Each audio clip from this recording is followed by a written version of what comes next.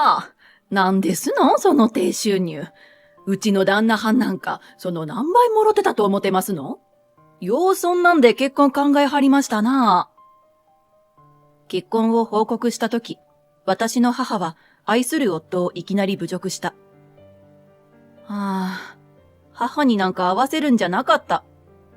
なお、劇中の京都弁については少々ご辛抱の上、最後までぜひお付き合いください。私の名前は涼子。大学卒業後上京し、就職して5年。すっかり東京にも慣れた。さらに大きな節目があった。2年付き合った彼氏とついに結婚したのだ。ただ生活は結婚しても驚くほどの変化はない。私はゲームのデザイナー。彼は放送作家。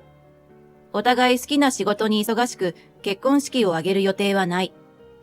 親しい友人たちにお祝いしてもらっただけで十分なのである。今は写真だけの結婚なんていっぱいあるし、私たちも写真だけ撮って結婚報告のハガキを出して済ました。私は京都の出身。彼は大阪。関西の縁で彼と仲良くなった。ただ二人とも関西弁では話さない。東京に住んで1年もすればすっかりこっちの話し方になってしまった。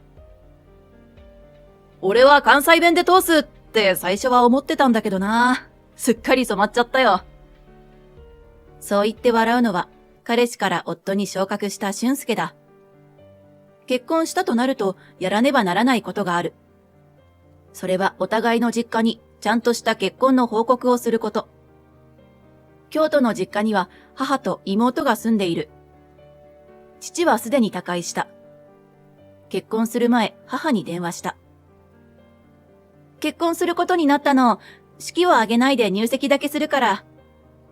そう言ったら、相手がどんな人かとか何も聞かずに母は、あっそう。とだけ言って電話を切ったのだ。そんな母の態度に、やっぱりなぁ、と思ったものだ。私は昔から母に好かれてない。私は父親にで、母としては折り合いの悪かった父を思い出すのだろう。母は幼い頃から自分に似た妹を可愛がっていた。私は母には叱られた記憶しかない。それも理不尽なことで。妹が欲しいと言ったら全部あげんとあかんやろ？あんたみたいな冷たい娘は私の娘やない。なんやのこの成績は。こんな簡単な問題も解けへんのか？妹を見習いなはれ。まったく可愛げのない娘やで。父親に似てしょうもない子に育ったわ。毎日がこうだ。こんな私が実家にいたいと思うわけもなく、やりたい仕事にかこつけ、逃げるように東京に来た。結果としてあの母から逃げたのは、私のささくれだった心を癒すのには大きな意味があったと思う。東京で大好きな仕事をし、彼氏の俊介と出会い、付き合って結婚。もう母のことは気にしないと思ってたけど、会うとなると、やっぱり心が重くなるのを感じた。憂鬱だ。新幹線の中でそう言ってため息をつくのは、夫となった俊介だ。今回ようやく時間が取れたので、両家の顔合わせを兼ねた結婚報告会を開くことになった。本当に仕事が忙しくて入籍後になってしまった。夫の実家には申し訳ないなと思っていたが、彼は軽く返す。いいの。そういうのは気にしない家だから。俺の姉ちゃんなんか結婚より子供授かる方が先だったもん。両親とも孫ができるって大喜びしてたし。うちの親父、泣いて旦那に大きにありがとうって抱きついてたからな。お袋に頭しばかれてた。仲のいいご家族なんだろうなぁと羨ましく思った。聞けば、夫は東京に来てから忙しくて帰省は全然できてないけど、両親との連絡は頻繁にしてるらしい。電話は時間ないけど、メッセージのやり取りが気軽にできる時代で助かるよなぁと言ってた。私なんて、実家に連絡なんて一度もしたことないし、母から来たこともない。東京に来て最初の連絡が結婚報告の電話だったのだ。久々の電話でも相変わらずの母の態度に正直傷ついた。顔合わせの後は絶縁状態になるかもしれない。それも寂しいと思う複雑な心境の私を乗せ、新幹線は京都に着いた。両家顔合わせは京都で行う。夫の実家がある大阪の方がいいのではと思ったのだが、母が、絶対京都でないと飽きまへんと言ってきたのだ。もともと結構裕福だった実家。会社の重役だった父が亡くなり、たっぷり遺産が入った母は金持ち気取りだ。京都の高級料亭が絶対と譲らないのだ。彼に伝えたら、別にいいよ、と実に軽く言ってくれた。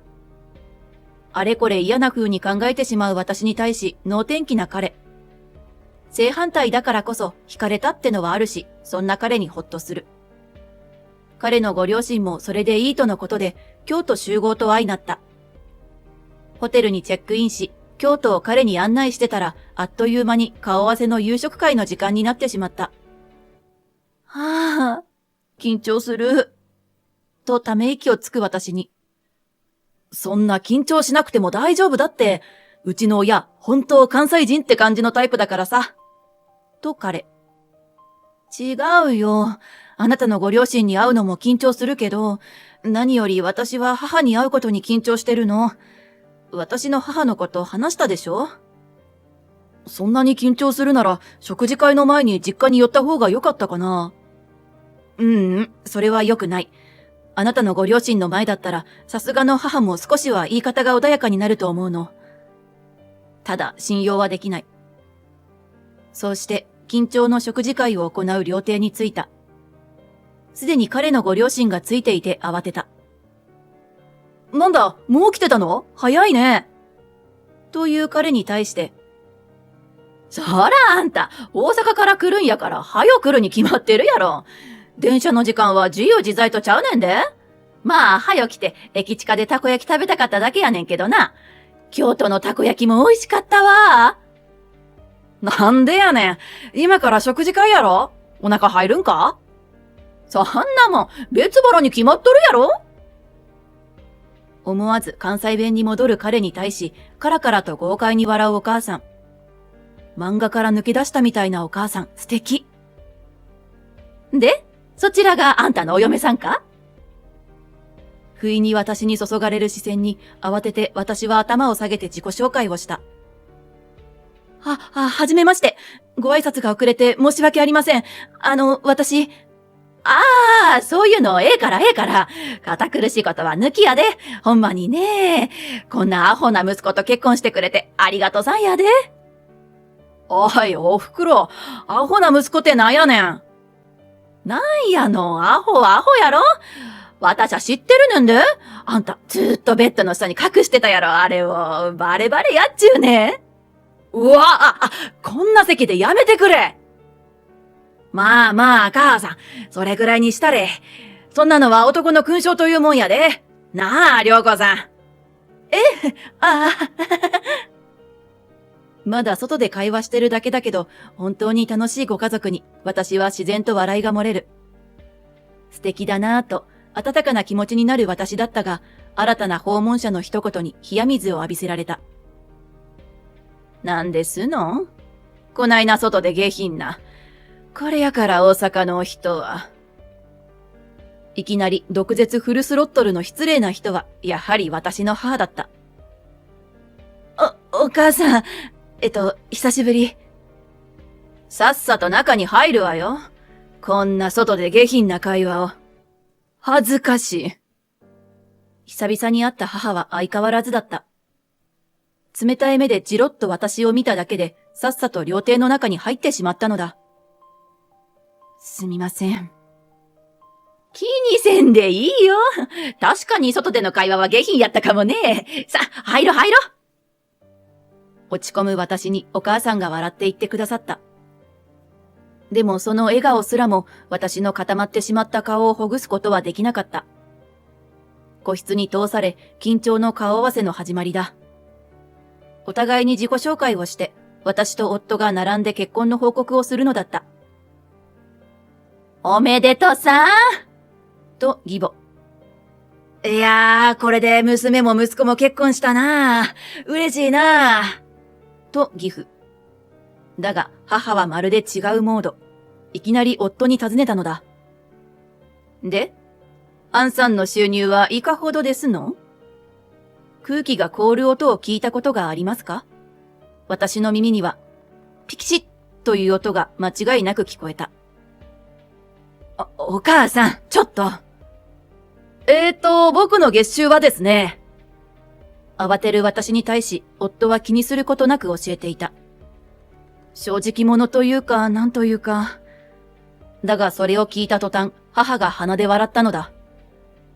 はっ、なんですのその低収入。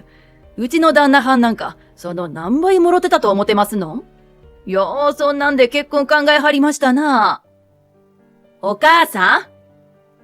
断っておくが、夫の収入は決して低いものではない。売れっ子とまでは言えないが、担当番組も増えた売り出し中の放送作家なのだ。確かに重役だった父の最終収入は数倍だったかもしれないが、彼はこれからまだまだ未来のある人なんだ。今度こそ慌てて母を止めようとするが、母は止まらない。なんやの？ほんまのことでっしゃろ？そもそもあんたもなんですの？その格好は。ブランドスーツ着ときゃええと思ってんのか？これやから東京かぶれは。恥ずかしい。ですか？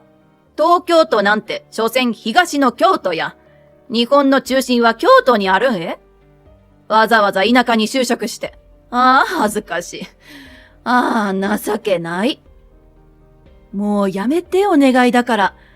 これ以上娘の幸せを傷つけないで。私はひたすら悲しい。こんな心の貧しい母を持った自分が。うちはね、自慢やないけどお金はあります。もちろん住まいは京都の中心部。御所の近く。あんさんみたいな貧乏人がどれだけ望んでも絶対住めんようなとこに住んでるんどす。格が違うって言うんかね。まったく。さすが良子が選ぶような相手やわ。そう言ってため息をつく母。それはどういう意味ですか？いろいろ押し殺してるのだろう。さすがに笑ってない目で夫が母に問う。それに肩をすくめる母。なんやの？軽い冗談やありまへんか。大阪出身のくせに、東京行ってもうて、そんなのもわかりまへんのか？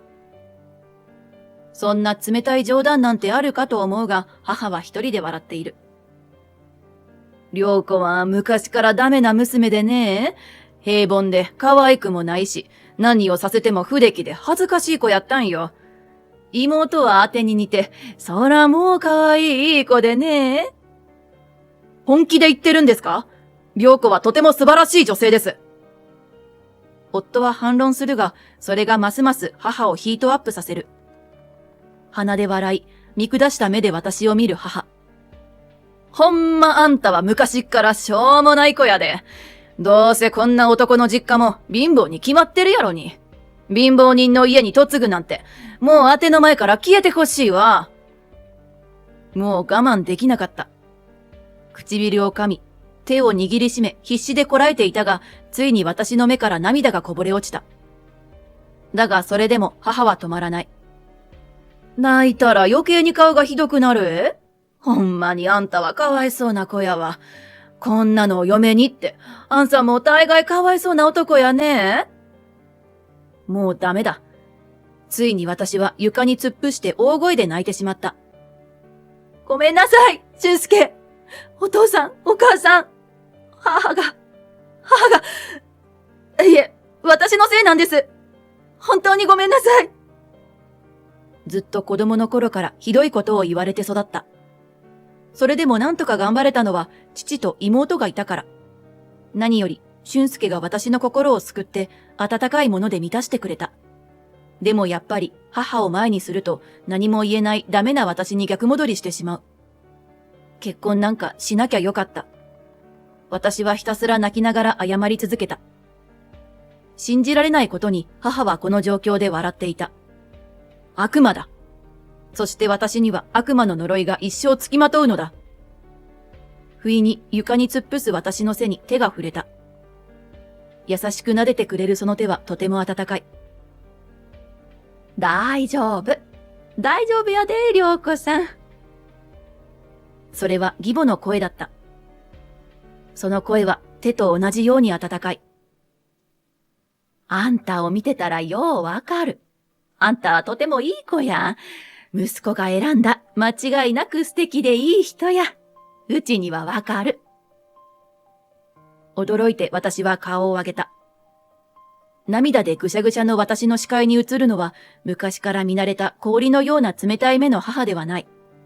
太陽のように暖かな眼差しの彼と義両親の顔があった。目を見開く私の背に手を置いたまま義母が言う。大丈夫や。おばちゃんに任しとき。え？考えようによっちゃラッキーなことやで。悪い見本が目の前にあるんや。あんたはああなるなってこっちゃ。そうやろ？戸惑う私に対しうなずく夫と義父。せやな。これまたきっつい母親やな。涼子さんみたいな娘さんができたんは奇跡とちゃうか？義父の言葉に母が驚きの声を上げる。だが彼らは母にそれ以上言わせなかった。怒涛の大阪人の攻撃が始まった。そもそもやな、あんた自分の娘をそんな風に言える立場や思てんのか？どう見てもその化粧濃すぎやし、メイク落としたら絶対平凡な顔が出てくるやろ。うちに言わせりゃ、涼子さんの方がよっぽど素敵な顔してるわ。あんたひょっとして、涼子さんに嫉妬しとるんとちゃうか？いや、絶対そうやろ。そんなわけ。義母の言葉に反論しようとするが、義母は、いいや、間違いないわ。と口を挟ませない。なんと永遠と続く母へのダメ出しが始まった。母はずっとあーとかうーとか言って反論しようとするのだが、義母の喋りはその隙を与えないのだ。大阪のおばちゃんのマシンガントークに、ついに私の母も顔を青くして無言になってしまった。ビリケンさん悪魔に圧勝。そんな母に義母は、どうや？自分がどれだけあかん人間か分かったか？と鼻息荒くドヤ顔で言うのだった。口では勝てないと理解した母。真っ赤な顔で口をパクパクさせた後、もうこんなとこいられまへんと叫んで立ち上がった。逃げるんか？という義母に、逃げるんやあらしまへん。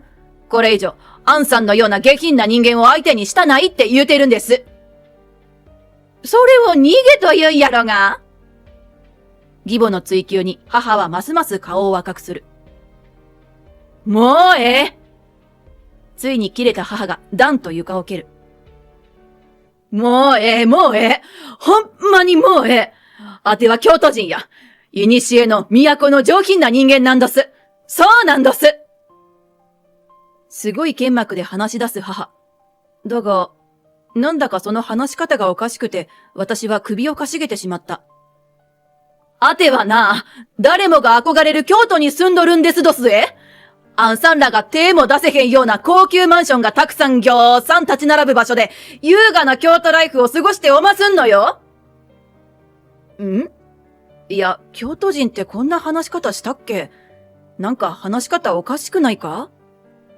これまで母がこんなにも怒った姿を見たことはなかった。だから初めての違和感だ。いいですどすか？あては京都人なんどすえ？あがめよ、たたえよ、敬えよなんどす。いやいや、何言ってんのお母さん。私は初めて見る興奮して意味不明なことを言う母に目が点になってしまった。その時だった。やっぱりなぁ。と義母が言ったのだ。立つ母の前に立ちふさがった義母はビシッと母を指さして言った。あんた、京都のお人とちゃうな。え？まさかの指摘に母の顔が固まる。にやりと笑う義母。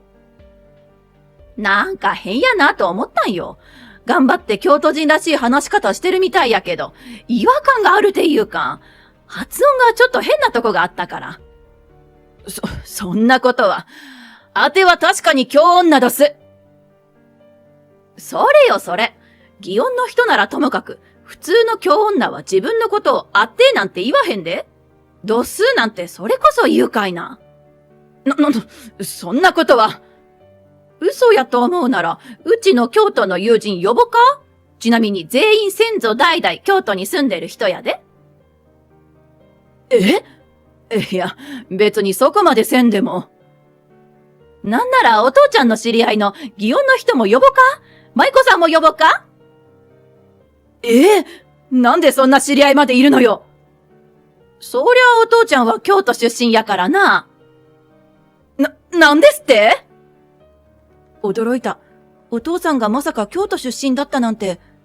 見ればあははと笑う義父。まあ、京都人が大阪に住むなんてザラにある話やろ。そんな特別なこっちゃないで。まあでも母ちゃんは関西人ちゃうけどな。さらっと驚くことを義父は言って義母を見た。それにうなずく義母。そうそう、うちは三河の出身や。仕事で大阪に転勤になった時にお父ちゃんと知り合ってな。すっかり惚れ込んで嫁にもろってって嫁いできたんや。母ちゃんの関西弁も怪しいけどな。まあ、そやけどな。せやから涼子さんのお母さんの話し方も変やなーって気づいたんや。同じ関西人じゃない空気を感じたんや。とんでもない話に、私と母はポカンである。いや、お母さん、どう見ても大阪のおばちゃんに見えますよ。だが問題はそこではない。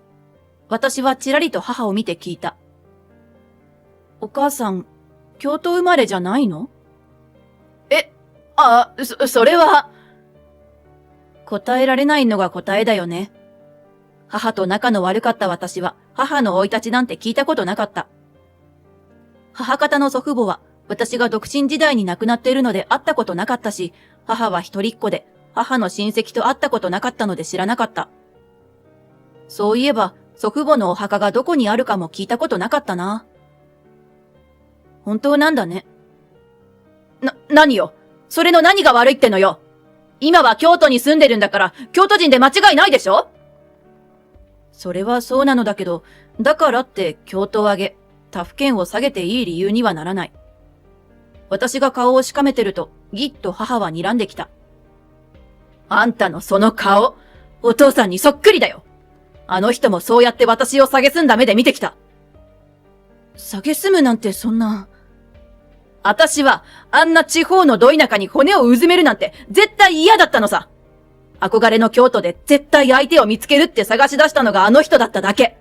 そこに愛なんて必要なかったんだよ。すっかり普通の話し方に戻った母は、すごい形相でまくし立てる。そんな私の気持ちに気づいてたんだろうね。夫との関係は冷え切ったもんだった。だけどそんなのどうでもよかった。必死で勉強した京都人らしい言葉で、私は完璧な京都人になったんだ。夫に似た娘は目障りだったけど、私の憧れを捨て東京に行くような娘に用はない。なんてことだろう。母は自分の地元にコンプレックスを抱いてたというのか。だからって愛のない結婚をしてまで憧れの地に住むなんて、そこまでこだわってるなんて、結婚じゃなく仕事で移住するという発想がないのが母らしい。お母さんはかわいそうな人だね。思わずポロッと出た言葉に母は、なんですってと睨んできた。だけどもう怖くない。そんな母のことを私は怖いと思わなかった。睨み合う私たち。だがそこに割って入ってきたのは義母だった。まあまあ、そう睨み合いなさんなって。まあ、京都に憧れる人は多いからね。でも実際に住んで苦労も多かったんやない？おかしな関西弁つこって怪しまれたことも多いやろ。うるさいわね。そんなこと関係ないでしょ？図星やな。慌てる義母にタジタジの母。にやりと笑う母に不穏なものを感じたのか、後ずさり仕掛けたところで母の肩を義母が逃がすまいとガシッと掴むのだった。そういうことならしゃあない。うちが一肌脱いだろ。お前が服脱いでも誰も喜ばんやろ。お父ちゃんうるさい。俊介が喜ぶやろ。なんでやねん。義両親の漫才に最後は息子である夫のツッコミが入った。ケラケラ笑ってから義母は母を見る。あんたの関西弁、うちが教育したろ。はぁ、余計なお世話よ。私はすでに完璧な京都弁を。違和感感じる時点でまだまだや。ええか？まずはこれからや。あれ、ちゃうちゃうちゃうか？はい。ちゃうちゃうが何？あかんあかん。ええか？関西弁マスターになるには、この有名な言葉が手っ取り早いねんで。そんなことを聞いたことないが、義母の暴走は止まらない。ええか？うちのようにマスターになれば、ちゃうちゃうちゃうやろ。ちゃうちゃうちゃうの？ちゃうちゃう、ちゃうちゃうちゃうが理解できるんや。そんなの理解できるわけないでしょ？だいたい関西弁じゃなく、私は京都弁を。京都弁なんて今時ほぼ関西弁や。ええか？孫ができたら、アメちゃんいるかって言うんやで。ちゃんが必須やで。ちゃうの次はちゃん。なんなのよそれ。そこは、なんでやねんやろが。困惑する母に対し、永遠と義母の関西弁講座が繰り広げられるのだった。そんな二人をポカーンとほうけて見ている私に対し、全く気にしない義父と夫。せっかくの高級料理や、食べるか。と義父。夫も、そうだな。と言って食べ始めるのだった。これは突っ込み入れるべきなのだろうかとしばし悩む私であった。その後、義母の関西弁講座に疲れ切ってげっそりしてしまった母。義両親と別れてから夫と二人で母を実家まで送って行ったのだが、魂抜かれたようにおとなしくなってしまった。どうしたんあれ。ときょとんとする妹にかいつまんで説明すると爆笑してた。妹とは仲いいのだけど、母を押し付ける形で申し訳ないなぁと思ってたが、気にせんでええよ。母さんきっついからね。私は適当にあしらえるけど、お姉ちゃんは真面目に対応してたからしんどかったでしょ？と笑ってくれた。さらに、仕事で食事会行けなくてごめんね。その現場私も見たかったな。改めて、お姉ちゃん結婚おめでとう。お兄さん、姉のことよろしくお願いしますね。と言ってくれて、私は嬉しくて泣いてしまった。東京に戻ってからまた忙しい日々が続く。大変なこともあるけれど、夫と笑いの絶えない日々で嫌なこともすべて笑いに変えれた。あれから母は元に戻ることもなく、かなりおとなしくなってしまった。もともとあのきつい性格が災いして友人もいなかった母。もうすぐ妹も結婚して家を出るってことで、これから寂しい老後が待ってるだろう。たまに京都上げ、他府県下げの発言をするらしいのだが、その都度妹が、お兄さんとこの大阪のお母さん呼ぼか？と言えばおとなしくなると笑っていた。おとなしくなったとはいえ、過去に母に言われたことはなかったことにはできない。もし子供ができたとしても、孫を会わせたいとは思えない。子供には、どこで生まれ育とうとも、どこで暮らそうと、他者を見下すような子にはなってほしくないな。そう思って、私は命が宿るお腹を撫でるのだった。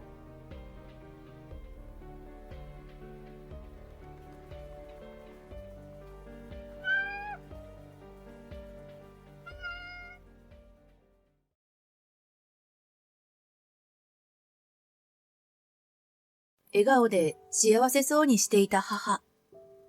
兄夫婦と同居の新生活を楽しみにしていた。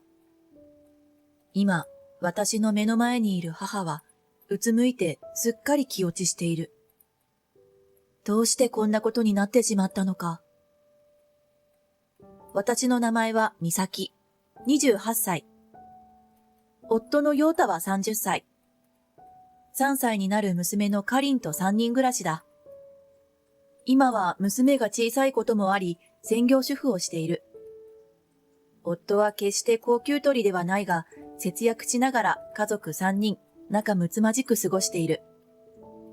私には7つ年上の兄が1人。年齢が離れていたせいもあり、兄弟喧嘩はあまり記憶になく、兄はいつも私に優しかった。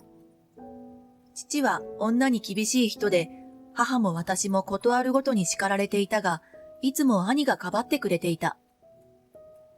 私は5年前に結婚し家を出たが、兄はその時まだ独身。お兄ちゃんも早くいい人見つけて家出ちゃいなよ。軽い気持ちでそう言った私に、母さんを置いて出ていけないよ。母さんは俺が守らなくちゃと、微笑んでいた兄の優しい顔は今でもはっきり覚えている。厳しかった父も病には勝てず、3年前に他界。カリンが生まれて3ヶ月後のことだった。そして1年半ほど前、兄は結婚した。兄の職場に派遣でやってきたリナさんという綺麗な女性だった。兄の5歳下だというリナさんは社交的で明るく、私や母ともすぐ打ち解けた。兄は当初母との同居を考えていたそうだが、リナさんが最初は2人きりで過ごしたいと願ったこともあり、母は、私はもう大丈夫だから、これからはリナさんを守ってあげてね、と言って送り出したそうだ。それから兄夫婦は会社に近い賃貸マンションに住み、リナさんは派遣から正社員へ。順風満帆の結婚生活を送っているようだった。ある日のこと、夫が休みの日に家族全員で母のもとへ遊びに行った。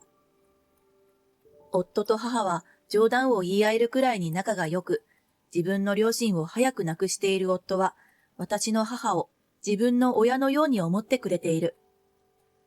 カリンと遊んでいた母が急に、あ、そうだわ。お兄ちゃんたちも呼びましょうか、と言い出した。え？お兄ちゃんたち？ええ。みんなで集まるのはなかなかないことだし、すき焼きでもしましょうよ。そう言うと母は嬉しそうに兄に電話をかけた。来てくれるそうよ。材料も買ってきてくれるって。兄が来るまでの間、ゆったりとした時間を過ごしていたが、時計を見ると17時になろうとしていた。お母さん、お兄ちゃんたち何時頃来るって言ってたの？特に何時とは私も言わなかったのよ。そろそろ来るんじゃないかしら。しかし、それからまた30分経っても兄たちは来ず、さすがに遅いと感じた私は電話をかけた。が、なかなか出ない。まさか何かあった？と不安に駆られ始めたとき、やっと兄が電話に出た。もしもし、美咲。電話に出た兄の声は焦ったような、そして寝起きのような少し枯れた声だった。お兄ちゃん？もしかして寝てたの？悪い。いつの間にか寝てたみたいだ。疲れてたんじゃない？無理しなくてもよかったのに。もうこんな時間だし、今から材料買ってきてもらって作ってると結構遅くなっちゃうし、今日はやめとく？いや、それは悪いし、今からすぐ準備して何か出来合いのものを買っていくよ。本当ごめんな。母さんにもそう言っておいてくれ。電話を切った私は兄の言葉を母に伝えた。あら、そうだったの？電話した時は元気そうだったけどね。張り切って作る気満々だった母は少し寂しそうだったが、兄夫婦が到着すると、作る手間が減ってごちそうが食べれるなんて逆に助かっちゃったわよ。なんて言いながら気を使わせないよう明るく振る舞っていた。ふと私は義士の様子が気になった。以前会った時は自分からハキハキと挨拶したり笑顔が印象的だったのに、今日は不機嫌そうで喋ろうとしないのだ。義士に話を振ってみても短い相槌が返ってくるだけ。ずっとスマホを見て誰かとやりとりでもしているのか、何かを打ち込んでいるようだった。なんとなく前との雰囲気の違いが気になった私は少し近くに寄り、お姉さん、大丈夫ですか？もしかして具合悪かったとか。と小声で話しかけた。スマホを見ていた義士ははっとして顔を上げ、ええ、最近正社員になったこともあって少し疲れが溜まってて、仕事のメールがしょっちゅう来るの。そうなんですね。無理させてしまってごめんなさい。疲れているときは断ってもらって大丈夫ですからね。義士は短く、とだけ言って、またスマホに視線を戻した。その後食事を終え、私と母が片付けを始めても、義士は見向きもせずスマホ。疲れていると言っていたし、むしろ義士には休んでいてもらおうと思ってはいた。でも、以前は率先して手伝ってくれただけに、一言もないあの態度はやはりもやもやするものがあった。私の気持ちを汲み取ったのか、母がそっと声をかけてきた。疲れている時って余裕がないものよ。今はそっとしておきましょう。もともと明るい気さくな人だもの、きっとまた楽しく話せるわ。相変わらず優しく、人を悪く言わない母。するとそこに兄がやってきて、母さん、今日はもう帰るよ。いろいろ迷惑かけてごめん。兄は気まずそうに母に謝った。その気まずさは遅くなったことだけでなく、義士の態度のことも含んでいるようだった。迷惑なんて何もないわよ。たくさん買ってきてもらっちゃったし。あ、これお代ね。また二人とも元気な時にいらっしゃいな。兄夫婦が帰った後、私たちも帰宅した。帰りの車の中、カリンがぐっすり寝入ったのを見て、夫が不意に話し始めた。お姉さん、あんな感じの人だったっけ？もっと明るくて話しやすい人だよ。今日はなんか仕事で忙しいみたいで、それで疲れてたんだって。仕事のメールとかもしょっちゅう来てたみたいで。そう？ずっと SNS に書き込みしてる感じだったぞ。お姉さんのスマホ覗いたの？違うよ。ちょっと俺の位置からガラス越しに見えただけ。トイレ行って戻ってきた時とかも視界に入っちゃったし。そう。まあ、仕事のストレス発散なのかもね。そう言ったものの、仕事と言いながらずっと SNS。なんかまたもやもやする気持ちが残った。それから1ヶ月ほど過ぎた頃だった。母から連絡があり、話したいことがあるから来てほしいと言われ、私は母の家に向かった。どうしたの？改まって。何の話？実はね、家を建て替えてお兄ちゃんたちと同居しようと思うの。同居？なんでまた急に？全く予想外の話に私は慌てた。母によると、兄夫婦は家を建てようと考えているが、立地と資金面でなかなかいい場所がなく探していたのだそう。この家もだいぶ古くなって危ない場所とか不便なところもあるでしょ？私もそろそろ考えなくちゃとは思っていたのよ。その話をしたところ、兄からいっそ建て替えて同居しないかという話になったらしい。そうすれば母も兄も安心できるし、費用を出し合えばお互い助かるからと。それはそうだけど、お姉さんは？それがね、リナさんもすごく乗り気だったのよ。リナさん仕事辞めたらしくてね。そのストレスから解放されて今は前のようにとっても明るいのよ。母はこれからのことを嬉しそうに話していた。私の中には漠然とした不安があったが、嬉しそうな母を見ているとそれも言えなかった。それからトントン拍子に話はまとまり、建て替え工事も順調に進んでいった。母は仮住まいを私の家で楽しく過ごし、無事に引っ越しも終わらせて新居で兄夫婦と暮らし始めた。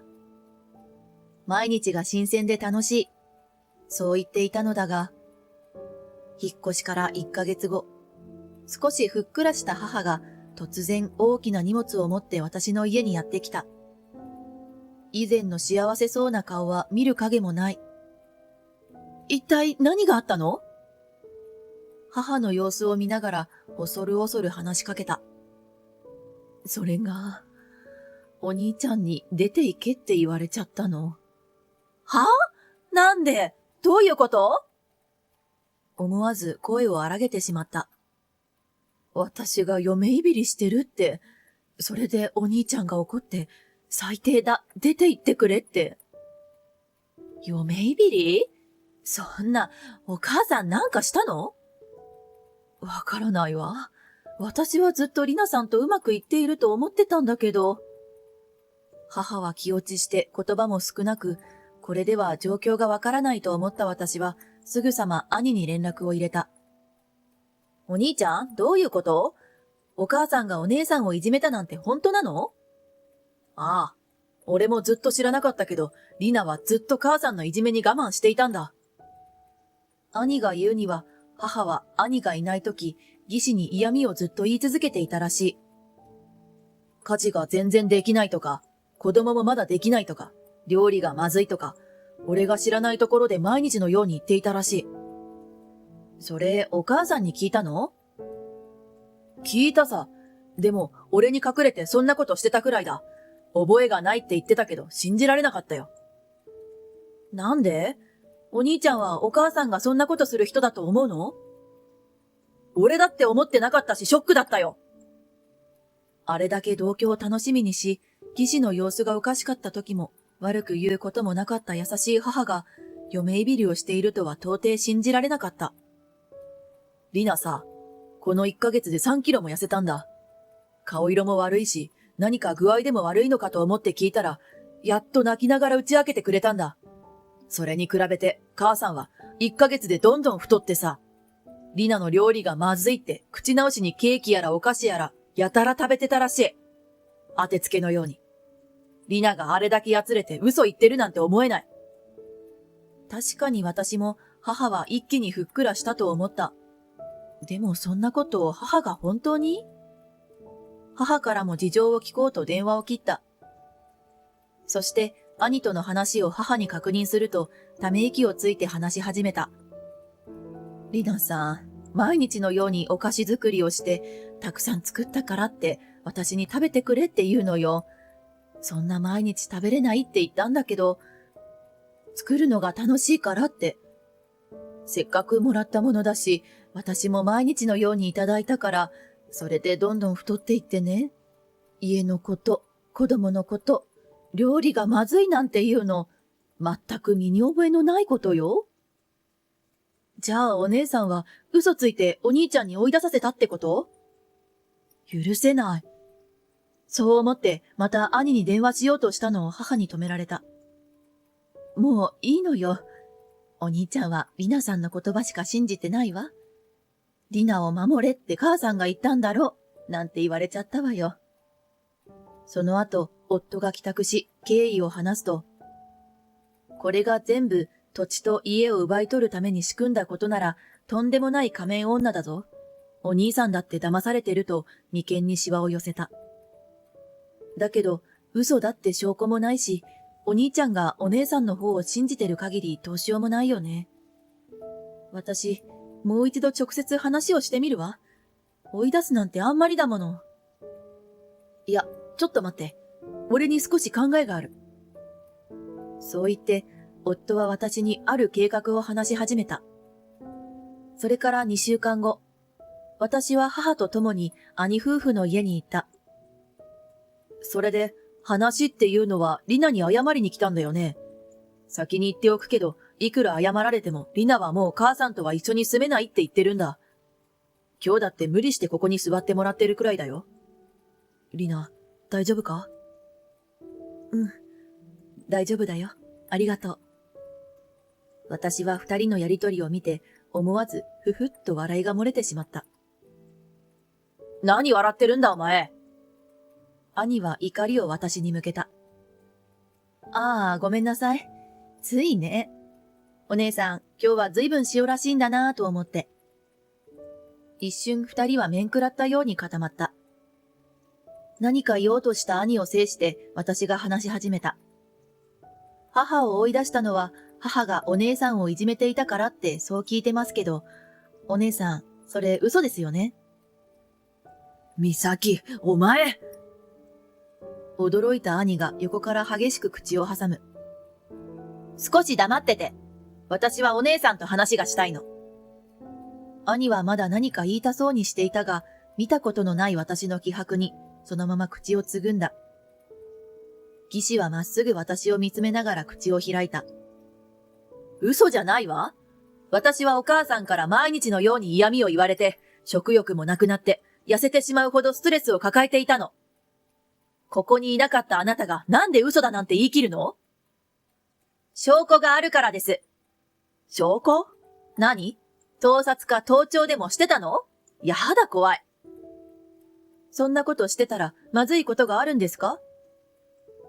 義士はこの言葉に少しムッとして答えた。ないわよ。むしろお母さんの嫌味が明らかになるんじゃないかしら？そうですよね、お母さん。私は視線を落としたまま何も答えなかった。おとなしい母なら反論はしない。そう思ってるんですよね。え？何？別にそんなこと。断れない性格の母にたくさん食べさせて太らせて、自分はわざと我慢して無理やり痩せるようにして、そこまでして兄も騙して、すごいですよね。何を言ってるの？いくらなんでもひどいわ。義士はわっと泣き始めた。美咲、お前いい加減にしろよ。お兄ちゃん、心配しなくていいよ。これもどうせ嘘泣きだから。私は冷めた目で義士を見ながらそう言い放った。そして兄に私のスマホを差し出し、これがこの人の本性。自分の目でしっかり見てみるといいわ。すると義士も顔を上げ、兄の横から私のスマホ画面を覗き込んだ。その画面にあったのは、SNS のとあるアカウント。それは義士の裏アカウント。メインとは別に秘密や愚痴を打ち明けたりする裏アカだった。私はスマホに義士の携帯番号とメールアドレスを登録していて、二人とも同じ SNS を使っている。その SNS にはおすすめユーザーという機能があり、そこに義士の裏垢が表示されていることに気づいたのだ。夫のちょっとした知識が役に立ったというわけだ。義士の顔色がみるみる真っ青になり、慌てて兄からスマホを奪い取ろうとする。が、兄はそれを制止し、食い入るように見ていた。そこには我が家族への信じられない罵詈雑言が並んでいた。今日急遽呼ばれた食事会とかマジだるいんだけど、めんどいし行きたくないのに鈍感旦那は勝手に行くとか返事してるからちょっと睡眠薬持ってやったわ。もうせっかく行かなくて済むと思ってたのに電話来て起きてやんの。もう少し強めに持っとくんだったわ。家族団らんとかマジうっざ。こっちは家族とか思ってないっての。仕事のふりしてしかとしとこ。今日やっと用済みババアを鈍感旦那が追い出した。私がちょっと泣いたらコロッと自分の母親最低呼ばわりして追い出してやんの。マジウケる。これでやっと一人で広い新築の家満喫できるわ。持つべきものは鈍感な旦那だよね。お母様、土地と費用負担ごちそうさまでした。これは私じゃないわ。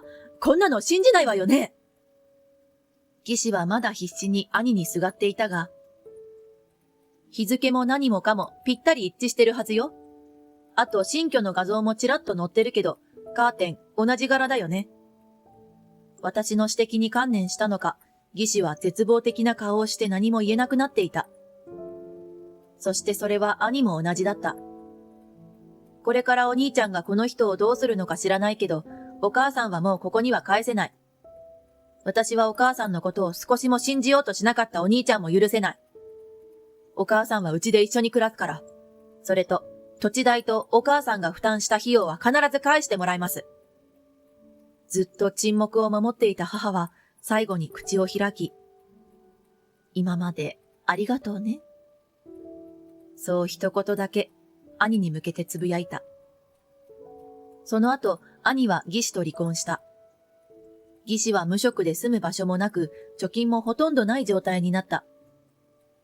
謝るから離婚しないでほしいと懇願されたが、兄は一切聞き入れず、家から追い出したらしい。兄は、土地代と建て替え費用の全額返済を約束した念書と、母や私たちへの謝罪の手紙を送ってきた。直接母に謝りたいと言ってきたが、母がそれを断ったからだ。顔を合わせれば、今すぐにでも許してあげたくなるの。本当はお金のことも返してほしいとは思ってない。ずっと私をお父さんからかばってくれた優しい息子だもの。でも今はその時じゃない。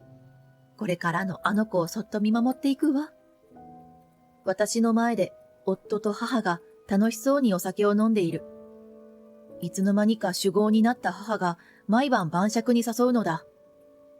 娘のカリンはひらがな遊びをしながらあくびをしている。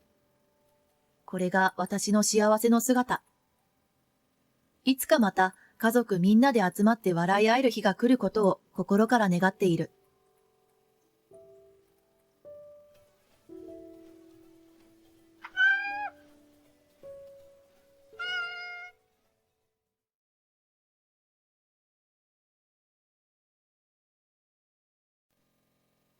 As long as you send me home, I'll be happy, so please work me hard. My father and mother made me and my brother work as live-in maids at the inn. After they realized how talented my brother was, they treated my brother and me like a nuisance and didn't even let us go to high school. My parents abandoned us and just took our paychecks. 10 years later, they showed up. My brother and I are no longer helpless children. I'll show you what it's like to grow up. The proprietress is with us too. I'm 25 years old and work at the Meiko Onsen Inn. My twin brother, Kotomo, also works at the same inn. I'm Nakai, a chef. I'm proud of my job and I love the people at work. But it wasn't our decision to come here 10 years ago. There are 5 people in my family, me, my parents, and my brother Hikaru, who is 2 years older than me. My father worked at construction sites and engineering sites, but he would get into fights after a short time and change jobs. My mother was busy raising 3 children, so we weren't a wealthy family. Still, the 3 of us were happy to draw pictures, go to the park, and have a normal daily life. A change came to our family when my older brother was in the 4th grade of elementary school. When my older brother went to visit a friend's house, he easily solved the cram school homework that the other child was struggling with. The child's mother asked him, "Hikaru, you're smart. Which junior high school are you going to apply to?" Quote. My parents were so excited that they decided to send my older brother to the same cram school. When they had him take the entrance exam, the cram school instructor told them that he would be in the top class and that he would be able to aim for the top private junior high school in the prefecture. That was the end of our family's happiness. They said he would definitely become an elite. He would probably become a doctor or a lawyer in the future. He would earn 30 million yen a year. The stakes were high. It was worth the upfront investment. Our futures would be secure. The 2 of us would talk about this and grin. My older brother suddenly decided to aim for a famous private junior high school. The tuition was high, and if he went to a private junior high school, the tuition would skyrocket. My mother also started working part-time, and our household life became more and more limited. My father and mother had loved all 3 of our children equally, but now they seemed to have changed and started treating my older brother as special. They would only serve my older brother's minerals for meals, and if he got a good score on a cram school test, they would buy him a video game. My younger brother and I were jealous. My older brother is studying to support us in the future, so he's special. It's no use spending money on you. You should be grateful that we can just live together. That's what my mother said. And then she started taking my older brother out to eat and on trips. In order to go to a good school, you need to see and eat good things. You have an interview too. You don't need that, do you? And so on. Mix that pamphlet over there with this and eat it. Oh, and don't leave the house. The reason she said that harshly wasn't because she was worried about us while she was away. The other day, when dinner wasn't even prepared, my younger brother and I went to the convenience store at night, and the neighbors saw us. My brother and I were young and couldn't do anything about the fact that my brother was the only one who was ignored and treated as if he didn't exist. It was also sad that we had become distant from him. My brother was given his own room, and my brother and I weren't allowed to get close because we would get in the way of his studies. When we did see each other occasionally, my brother would read his reference books with an apologetic look on his face. When my brother successfully passed the entrance exam for a private junior high school, my brother and I were treated even worse. Private junior high school costs more than we thought, not just tuition. On top of that, my mother started buying expensive brand name clothes and bags, which put an even greater strain on the family budget. All the mothers at prestigious schools wear brand name clothes. They even have lunch parties. It would be a shame if my brother were embarrassed. I wasn't given any new clothes and had to wear embarrassing clothes that were too small, while my brother only had hand-me-downs from my brother. And then, when my brother and I were entering the middle school program, I handed him the schedule for the Shindo interview. I couldn't help but say, "You don't have to go to high school, Makoto," and my brother and I looked at each other. What do you mean by that? Don't you understand? That's why you guys sigh so dramatically, Mom. Wait. Both my son and I go to the same high school. We're both efficient. Even if we're efficient, having two of us costs money. We can't afford such pointless expenses. How much do you think I spend on my brother? But Mom buys clothes and bags. My mother chose me when I couldn't help but object. Huh? What, you have a problem? You don't earn a single yen, but you act so arrogant. Then what are we going to do if we don't go to high school? We're going to work. There's no chance of us becoming elites like my brother. Hurry up and get out into society and be useful. At least let us go to high school. I let us go to middle school, which is compulsory education. That's enough. Mom was at a loss.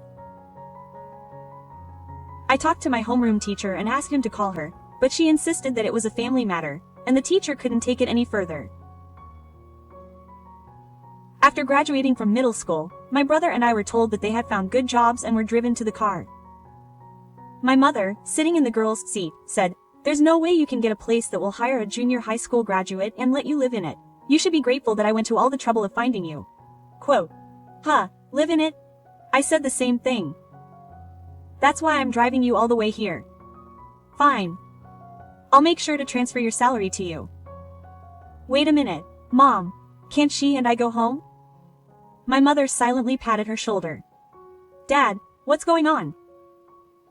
At my brother's words, my father, who was in the driver's seat, went to throw the thief. It didn't matter. These useless children are a burden to Hikaru. My mother turned around with a scary look on her face. "Stop it. I've already supported you long enough, and you don't even show any gratitude?" Twins are already a lot of work and money, and they have no talent. They're just a burden. I raised them. They were certainly given the bare minimum of transplants and were able to survive. But isn't that all? That's enough. Quote.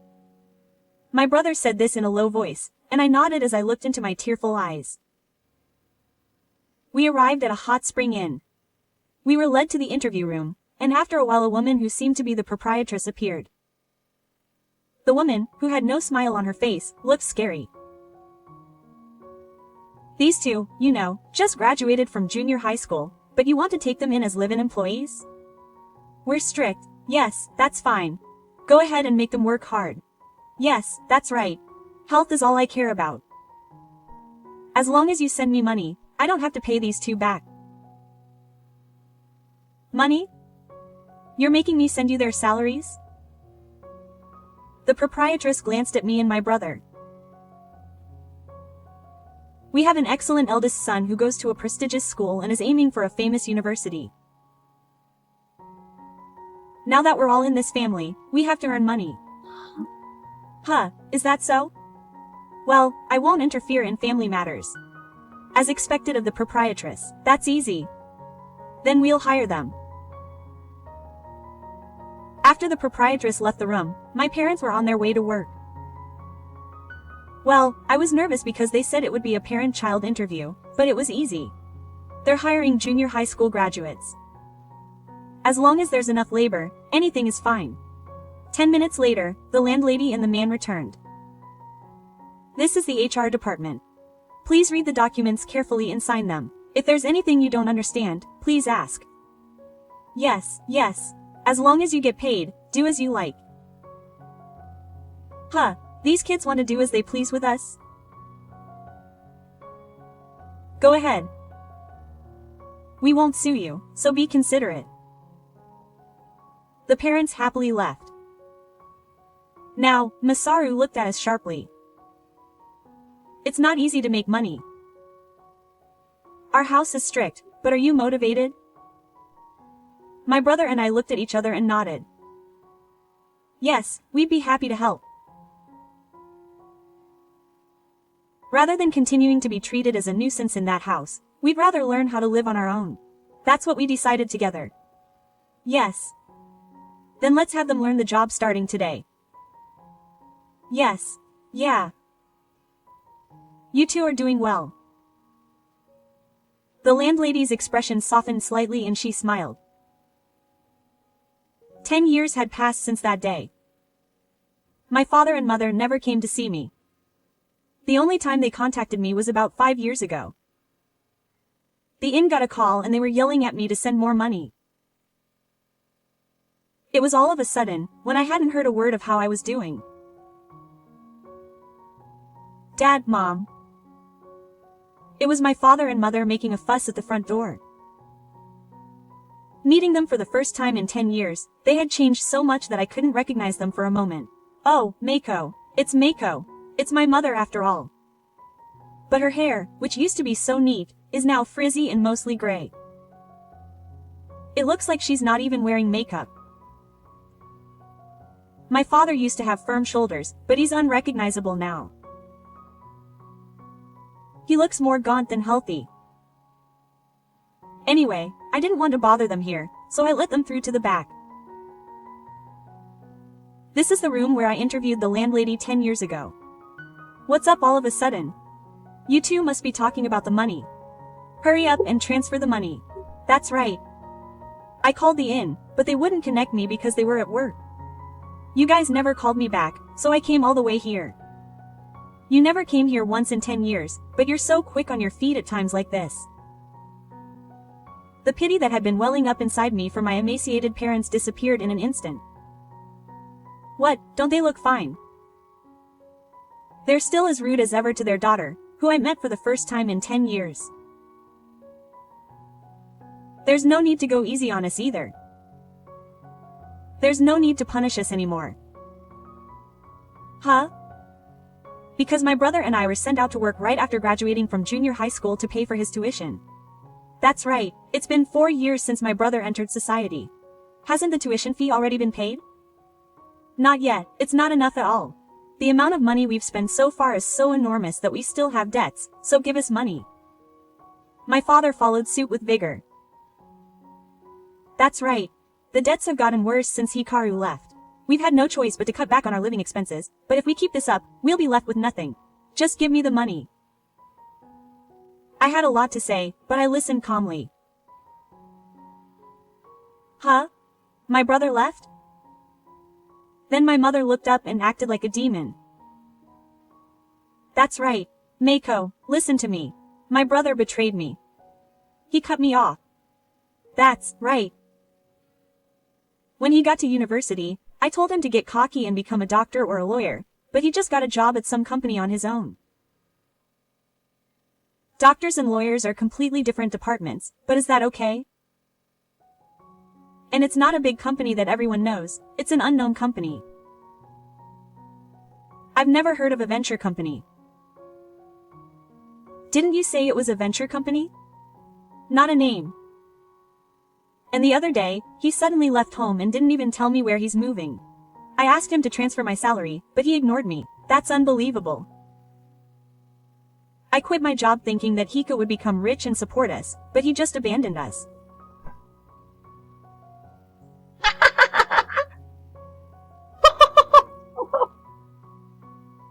Hee hee, I started laughing, and at the same time, a refined laugh joined in, and the landlady appeared. Oh, landlady, I'm sorry for causing a commotion. It's okay. What's wrong with you? What's funny? The landlady lightly scolded my mother, who was snapping. You guys who abandoned me, even though I was a kind person, I thought it was unfair to be abandoned by your eldest son. And now that your talented eldest son is gone, you've come to demand money from these children. The landlady glanced at the two of them and said, "Don't be sorry. I gave them up without hesitation. I gave them up without hesitation. I haven't heard from you in 10 years. That's an interesting thing to say. I guess you'd feel lonely if you heard your voice or saw your face. I was hardening my heart. I remember it clearly from 10 years ago. You didn't hug Mikoshi or look back, and you happily left her behind. Well, when you run an inn with an older child, sometimes you have to take care of younger children due to family circumstances. But everyone holds back their tears as they say goodbye to their children. I want you to make sure they don't get bullied. Many parents bow their heads and ask you to take care of their health. But what you were worried about was money, wasn't it? Oh, Mako, what are these people's requirements? They stopped sending me money, but they want me to keep sending them money. Oh, look, isn't it money this time too? The landlady's words made my father and mother look frustrated and changed their guarantor to the landlady. It's your fault for not paying our children's salaries. Since the food science isn't increasing, we're getting into more and more debt. That's right. Even though they only have a junior high school diploma, you're using someone else's precious child and not raising their salary for 10 years. I'm going to sue you. Why are you suing me? Your salary is increasing properly. Why yes, Mako, you work hard too. I appreciate your work. My father and mother were both wide-eyed at my words and the landlady's. These ungrateful people. What do I owe these people? They're just asking for money from their daughter, whom they haven't seen in 10 years. I stared at the two of them with sober eyes. Then another voice rang out. So you've already paid off the tuition debt? Oh, that's right. My father and mother spoke up.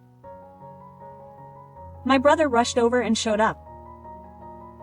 Mako, I'm sorry I couldn't come right away. It's okay. I'm sorry to bother you when you're busy. It's been a while. I just talked to Mako, but I want you to transfer more money. My mother spoke to my brother in a pampered voice. No, what kind of nerve do you have to keep going like this? Neither Mako nor I will pay a single yen anymore. I sent you money for your brother's tuition. What's with you? You're just worried about your reputation. It's a loan for your brother. Keep paying until you finish paying it off. My brother broke up with his abusive father. So he's finished paying off his tuition. I know. Huh? In the first place, your brother's college tuition was half exempt due to his special circumstances, wasn't it? Huh? How did you know that? My father and mother's expressions changed. My father's salary and my mother's part-time job. Our allowance should have been enough. My mother started buying brand-name items around the time my brother entered a private junior high school. What did you spend our allowance on? Spending your retirement money on fun instead of working part-time. Ah. Our father needed money so much that he had to make us work after we graduated from junior high school, so what did he do? He refused overtime and tough jobs, and his salary never went up. And yet he poured all his money into pachinko and gambling. Why did you go along with it? My brother and I looked at each other as our parents went along with it. We heard everything from our older brother. Huh? Our parents' expressions changed. At first, our older brother sent a letter to this inn.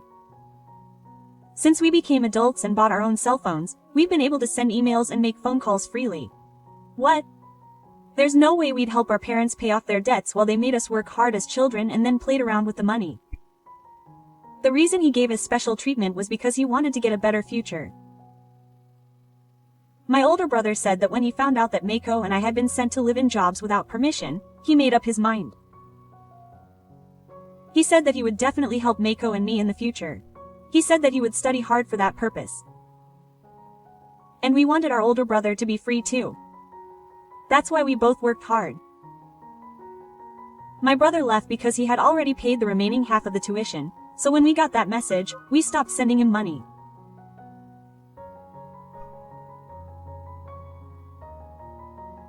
And then there's the debt that you two had.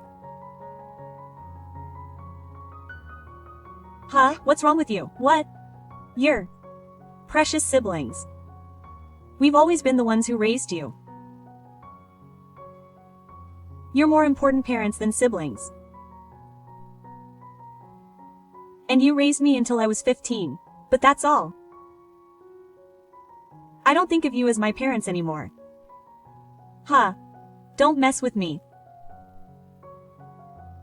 The moment my father tried to grab my brother, the landlady stood up. Can you please not pay? Makoto is an important employee of ours and he's my child. Huh? Don't pay a complete stranger. A stranger? I'm Makoto's parent. Okay, I'm here. Huh? My father and mother's eyes widened. I can't just leave you alone when you're going to demand more money from your precious daughter and son. If you make any more noise, it'll be considered obstruction of business. Yeah, obstruction of business? My father was already convinced by the proprietress's words, but my mother still retorted firmly. Before that, you can't make someone else's child a nuisance without their parents' permission. A nuisance group is established with the consent of the people involved, so we don't need your permission.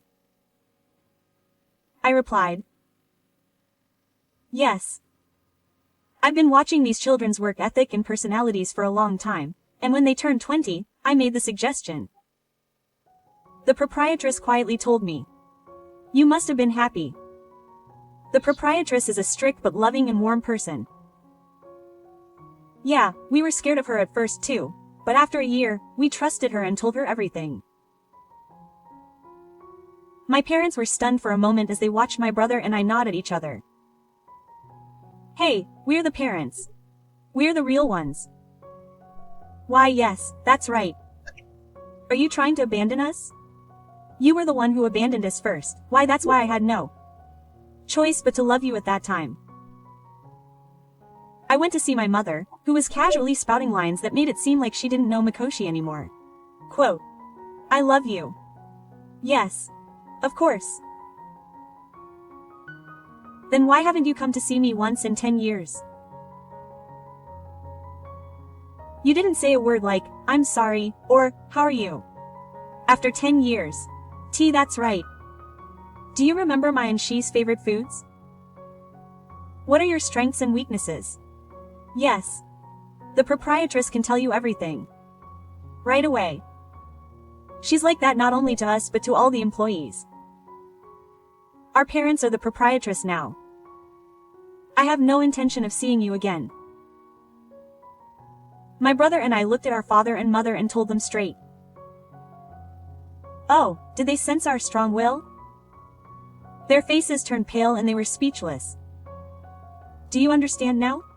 Now, please go home. If you want us to acknowledge you as their parents, you should pay them back all the money you've stolen from them. Oh, we should also sprinkle salt on the entrance. I'll bring it. My father and mother groaned in disappointment at the words of the landlady and my brother, and quickly retreated. The three brothers had finally gained their freedom. They could live their own lives without being paid. It felt like the burden that had been tormenting them for so long had finally been lifted. One fine day, my brother and I came to the bridge near the inn. They were starting to turn quite red. The autumn leaf season is coming soon. Our inn will be busier too. She is already the ace of the kitchen. No, he's still being told off harshly by the kitchen. At that moment, I saw a figure on the other side of the bridge. Ah, there he is. Big brother. Big brother. Mako and Shika ran up to me and my brother and I hugged each other, and I couldn't hold back my tears and burst into tears. I'm sorry. I'm really sorry to both of you for so long. Tears welled up in my brother's eyes too. Yeah. We were together, and we were blessed with good people around us, so it must have been hard for you to be alone. No, compared to the hardships the two of us had, my brother wiped away his tears and spoke in a cheerful voice. Okay, I'll show you around, big brother. The landlady has prepared the best room for you and is waiting for you. Thank you. I want to greet both Mr. and the head chef properly. And please take your time and listen to what they have to say. Oh, I'll be cooking dinner, so look forward to it. I'll be in charge of the room staff. Please tell me about your brother too. As the three of us headed to the inn in a line, I saw the landlady waiting for me at the entrance. When my eyes met hers with her gentle eyes, I felt like crying again.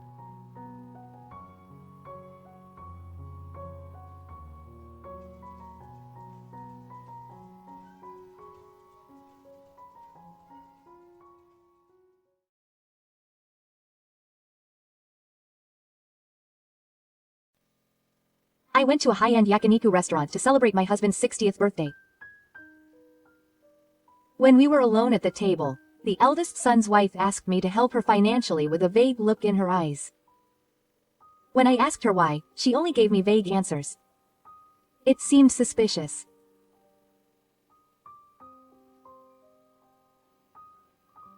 I wanted to say that I couldn't help someone who couldn't even explain why they were borrowing money, but since she was the eldest son's wife, I thought I'd be lenient, so I wrapped my head around her and gently refused, but she got angry and splashed a glass of water on me with all her might.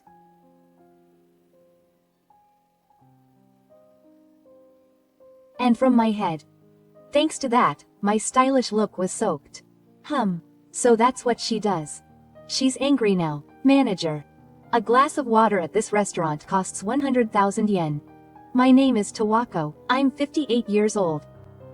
My hobbies are eating delicious food and doing clerical work twice a week. All three of my children are married and have left home, and I now live with my husband. When I was young, I was busy with housework and child rearing. I'm finally free from that, and now I have plenty of time. When you become a person, you don't know what to do. It's a secret that I've become completely knowledgeable about foreign dramas because I watched too many of them in my spare time. I'm completely used to my ordinary daily life, but today is a little special. I'm going to a high-class yakiniku restaurant to celebrate my husband, who turned 60 years old before everyone else. To my delight, it was an invitation from my eldest son. My eldest son has had a gentle personality since he was little, and he was not very considerate or could not read the atmosphere. I can't believe that he is celebrating our couple. I wonder if he would come up with something like that? Maybe Yukari, the wife of my eldest son, suggested it. When I thought about it, my heart was uneasy. Actually, I don't really like Yukari, because she was very assertive towards Hakami. That was just after my eldest son got married. It was about 5 years ago. When we got together as a family, I treated everyone to homemade food. Everyone may have been congratulating me, but they said it was delicious and that they were happy to have home-cooked food, and they ate it up, so I'm glad I made it for them. I thought there would be a party that had been prepared since the morning, but only the eldest son's wife said she didn't want to eat such food, and after taking a bite, she said, "No way. It's bad." Quote. At that moment, the atmosphere around us froze. I also felt quiet anger, though I didn't show it on my face. It seems that she takes pride in herself for being able to express her opinion clearly. That is important in itself. I won't deny it. But they say that even when you're in a parent's room, you have to be polite, right?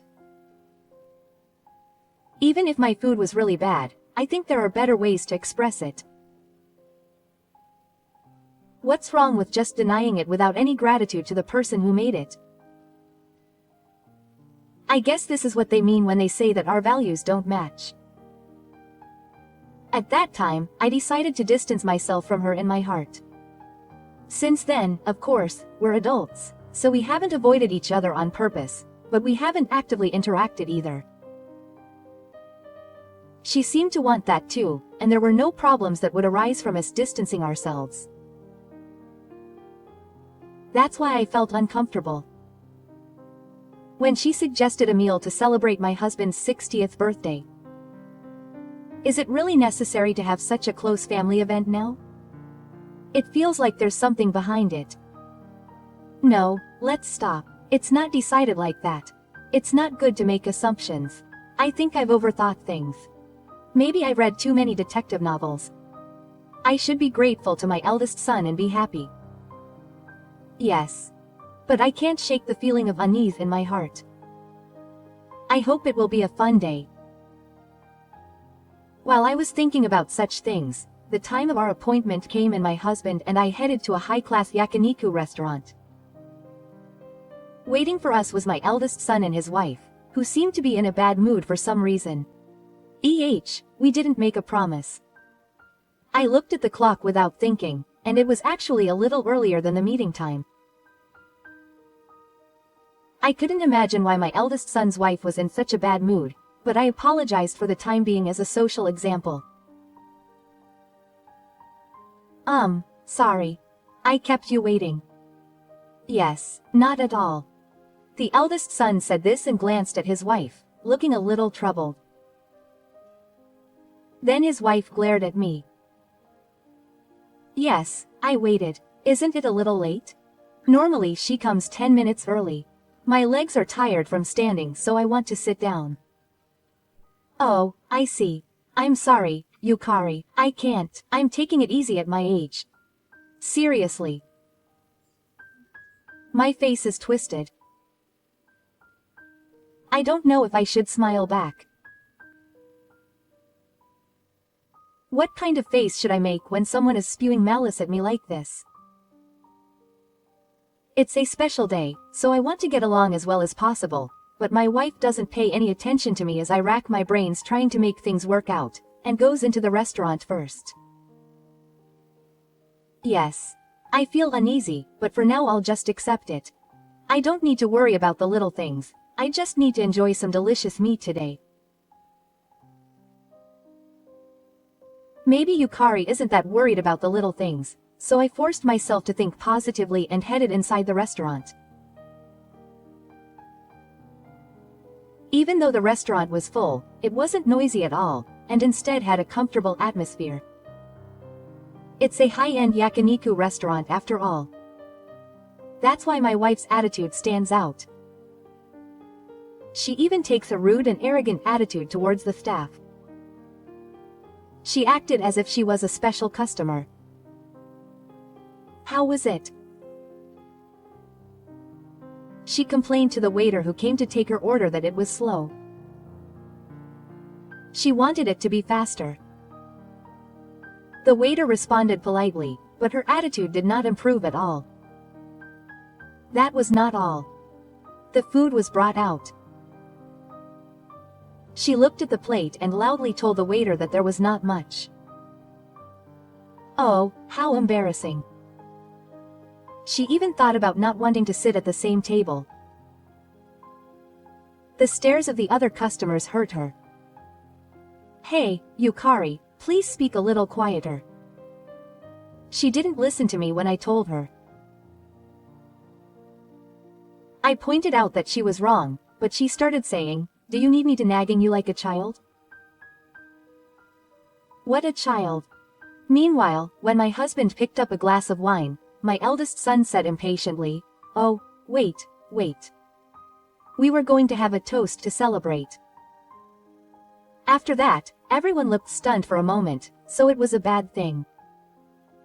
Coco, the eldest son said with a bashful smile that she wished she had become a smart adult.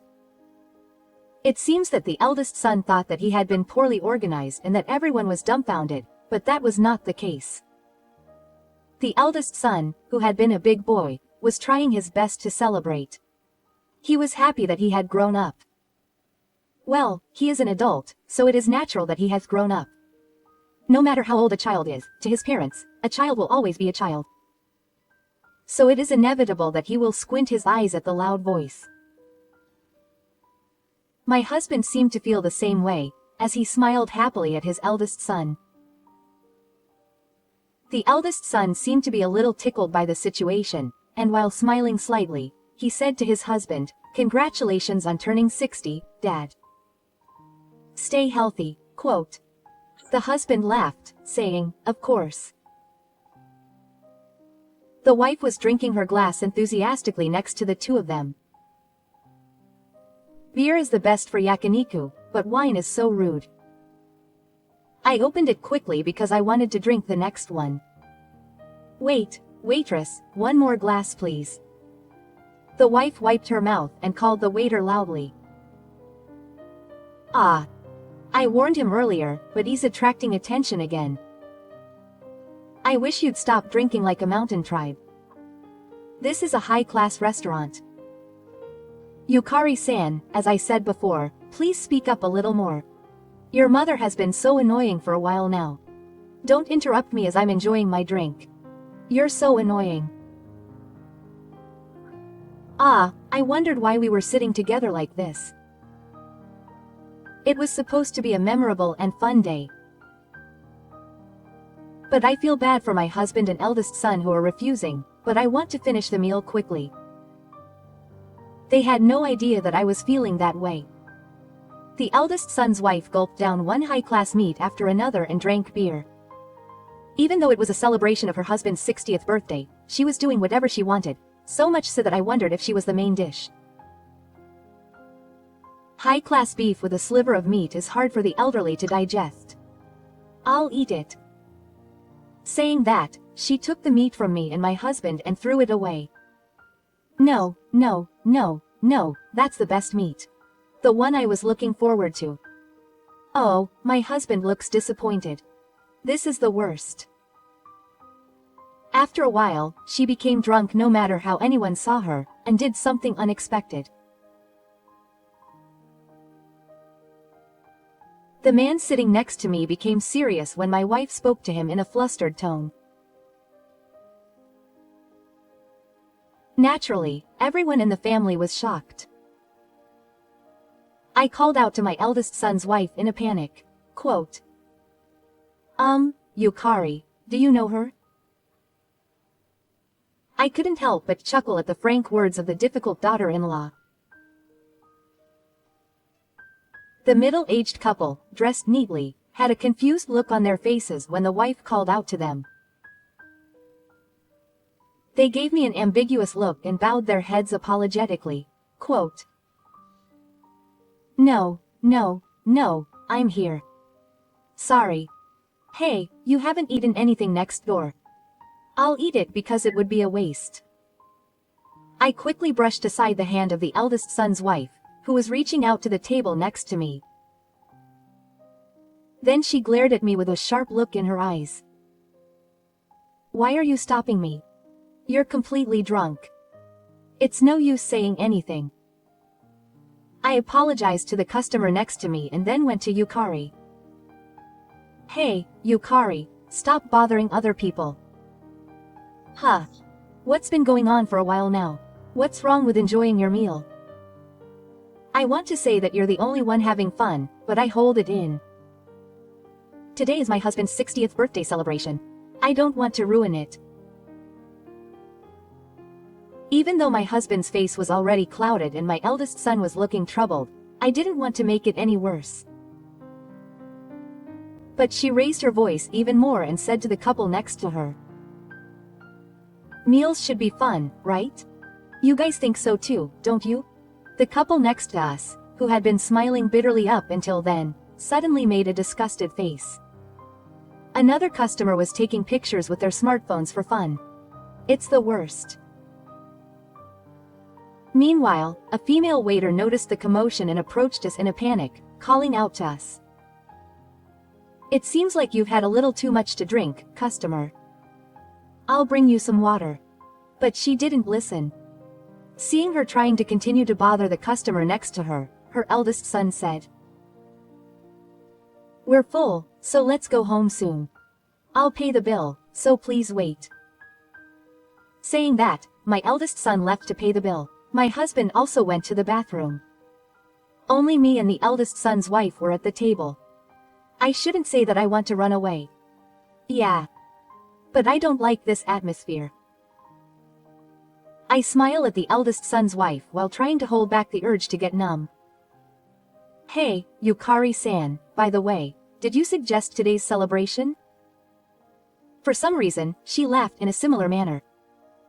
Yes, that's right. I think Tsuyoshi-kun could ask something like that yesterday. I was silent for a moment at her question. That's the kind of thing she can't do. That's why I asked the eldest son's wife this question. She probably knows that too. She smiled when she saw me stay silent. Hey, Mom, what do you think about the eldest son's wife inviting you to the 60th birthday celebration? How do you like it? Are you grateful? Thank you. Well, of course the eldest son's wife laughs when she hears that you invited her. I wonder if she doesn't even notice the social situation. No matter how grateful I am for her invitation, her attitude afterwards was so bad that it all dragged on, and I even think she shouldn't have come. Mom, I'm a good husband and wife, so I'd like to ask you to do something. The eldest son's wife said this to me, who was taken as a disgrace for saying something like that. We can't get any financial support. Why is something wrong? You and Tsuyoshi are both working, aren't you? We don't even have children. What are you struggling with? We live on my salary and his. It's hard. Oh, please keep it a secret from Tsuyoshi. I think it will affect his pride. Why don't you tell me the reason? What does it mean to want to keep it a secret from your son? I looked at her with suspicion. Isn't there something strange after all? That's why she called us to this restaurant. If that's the case, that's fine. I'll just pay and go home. I'll go to Tsuyoshi for a bit. I stood up and tried to go to my son, but the eldest son's wife shouted at me. My wife grabs my arm in a panic. Wait a minute, Tsuyoshi will find out. You don't have enough money to even live, right? You can't do the accounting here. I mean, doesn't Tsuyoshi know that you don't have money to live on? It's so bothersome. Don't worry about that. It's fine today. I didn't tell Tsuyoshi today. What's that? Isn't that weird? Why didn't you tell Tsuyoshi? For Tsuyoshi, it's a celebration for his father. Do you need to silently surprise him with the money you spent on it? It's so bothersome. So you should just quietly help me out financially. That's why you went out of your way today. No, it's nothing. At that moment, the eldest son's wife's face turned pale. She looked as if she'd said, "Oh no." I sat down and faced her. Hey, Yukari, I think you should first have a proper discussion between you and your husband. Why haven't you done that? I don't need a lecture. It's not a lecture. I'm just saying the obvious. What do you mean, the salary of a manager in a big company is not enough? Did you make a big purchase? Please talk to me. We will be living on pensions from now on, and we don't have enough money to help you without knowing anything. When I said that, the eldest son's wife sighed in a deliberate manner. Oh, it's already bothersome. If you don't have money, it's a waste of time to talk. I was the one who stepped up and helped you, but it's just bothersome. I was speechless at the eldest son's wife's terrible attitude. You're happy to be able to splurge on high-class yakiniku with my son's money. The eldest son's wife looked at me with a stern look on her face as she said that. Yayukari-san, what are you doing? If it was going to be like this, you shouldn't have ordered expensive wine. A poor old man with a low pension should have just drunk water. See? Saying that, she grabbed a glass of water from the table and splashed it on my head. People freeze when they are too surprised. I can feel the touch of my parent water, but I can't make it beautiful. What is this? Did I say something wrong? Anger welled up inside me. But she said this, whether she knew how I felt or not. Even when you're retired, you should never rely on me. I won't help you even if I die. You're a burden to society. When my wife said that, I immediately calmed down. Ah, the bad feeling I had since this morning was right. I wanted today to be a fun day. It turned out to be the worst day ever. It's an impossible situation, but I'm not going to panic. I'll never forgive this woman. If you don't hold back, I'll do the same. I raised my hand and called the waiter. When the female waiter came to the table, I was shocked for a moment when I saw my dripping wet appearance. But when I put my finger to my lips and gestured to her to be quiet, she immediately noticed. The waiter straightened her back as if to lick herself. I whispered to her. Hey, there's something I want to ask you. Can you call the manager? She immediately called the manager after receiving my request. The manager, a handsome man with good posture in the muscle room, was shocked when he saw me. The local wife said, I'm sorry for my sweet voice. My hand slipped, but the manager was pale and didn't seem to hear me at all. I said, I heard she would treat me, but it's Saturday and she doesn't have the money. I have no choice, so I'll pay for you. Quote, please pay the bill. The eldest son's wife's face turned red. However, the clerk said this without looking at the eldest son's wife. That glass of mineral water is 100,000 yen. Excuse me, but can you really pay for it? I nodded quietly to the clerk's question. However, the eldest son's wife was the only one who argued with the exchange. Don't say it's a lie. I can pay for it too. There's no way the water is that expensive. Tell me the correct amount. I'll pay for it. Quote. The manager replied to her panicked words, no, that table is a special seat. The eldest son's wife's face immediately changed color.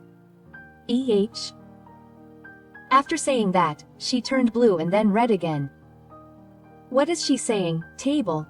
Isn't this restaurant weird? I couldn't help but laugh and push back my wet bangs. Yukari, your face is red, are you still drunk? Shall I get another glass of water? It's 100,000 yen a glass, but I'll pay for it, being a polite poor old man. The eldest son's wife was just dumbfounded by my words. She took it as a disgrace and couldn't say anything back, so I left her and went to the other customers. I'm sorry for interrupting your meal and making you feel bad. You don't need to pay the bill for the customers here now. We look forward to seeing you again. I bowed to Fukabu, and the restaurant was filled with the excitement of the customers who had been on my side without even realizing it.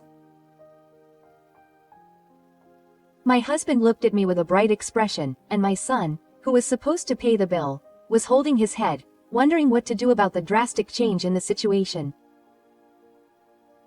The day that was supposed to be fun has really changed completely. Once again, I have to get the eldest son's wife to take responsibility. Thus, we quickly left the commotion. Only the town wife was stunned, unable to understand the situation until the end. The next day, as expected, the eldest son's wife came to our house. Please explain what happened yesterday. There was no reason for us to be shy about her yelling and coming into our house. Or rather, this is her attitude after just the day before. She's really rude. She doesn't even say a word of, "I'm sorry." That's not the kind of attitude to ask a question.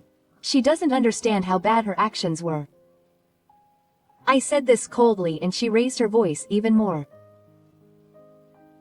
It's in bad taste to keep something secret like you're so arrogant. You asked me out of spite. I couldn't help but smile at the words of the eldest son's wife. I heard it.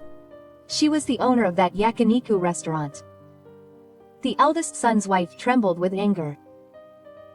I answered calmly. I didn't keep it a secret. I knew about it and made a reservation at that restaurant. I can tell you now, but because I'm the owner, meals at that restaurant are a little cheaper. It's a common reason. That's right. He said, "Didn't you know that?" Well, he's a fool. You shouldn't say things like that to your husband. And maybe he's insensitive, but he didn't realize it, but he instinctively understood your character, right? If you knew I was the owner of a luxury hotel, you might have been more selfish with me. Because you're just a person who tries to get financial support from an old man. The eldest son's wife couldn't help but stop. She glared at me, standing in front of her, unable to say anything. I never dreamed that my mother, who is always so ignorant, was rich. I feel betrayed that she would deceive me. That's just a selfish assumption. Or rather, she was rich. It's strange to say she was deceived. What do you expect from me? I thought my parents were like that because they said they were poor and lived on a pension. I couldn't help but tilt my head. I don't think she ever said anything about being poor. But you were the one who made that assumption. How dare you interpret it in a way that suits you? I mean, what if you had money? Was it too expensive? You're not even 6 years old. The townsman's wife continued to argue without considering my inner dismay. What's more, she also runs a high-end sushi restaurant.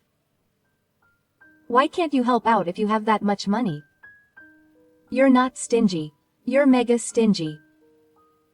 I think it's strange that you have to help out if you have money. However, as the eldest son's wife, she seems to think that this opinion is correct. She deliberately provoked me as if she thought I would lose my temper if she told me the truth. However, she seemed irritated when she saw that I didn't change my expression. Yukari, you're mistaken after all. In this day and age, no one can afford it. Even if you run a restaurant, the cost of ingredients and labor is constantly rising and profits are very small. Social insurance premiums are also ridiculous. Still, it makes me happy to provide delicious food and service and see the happy faces of my customers. And yet you don't show any gratitude and only say abusive things, so I want to give you financial support. There's no way that's possible. Don't say that you're a liar. It's disgusting that money is more important than your son's wife. Personally, I think she's more of an ugly woman than a son's wife, but I kept quiet about it. I looked into the eyes of the eldest son's wife and said, "Hey, I'll ask you again, why do you need so much money?" Why? Because we're barely making ends meet, so why are we barely making ends meet? And why do you need to keep it a secret from Tsuyoshi? She looked away from me and was silent. I've always thought that, but it's strange. I wonder why she can't answer. As I was staring at her with cold eyes, Tsuyoshi called out to me from behind, saying that he wanted to know too. The eldest son's wife's eyes suddenly wandered, and the eldest son's voice became a low tone.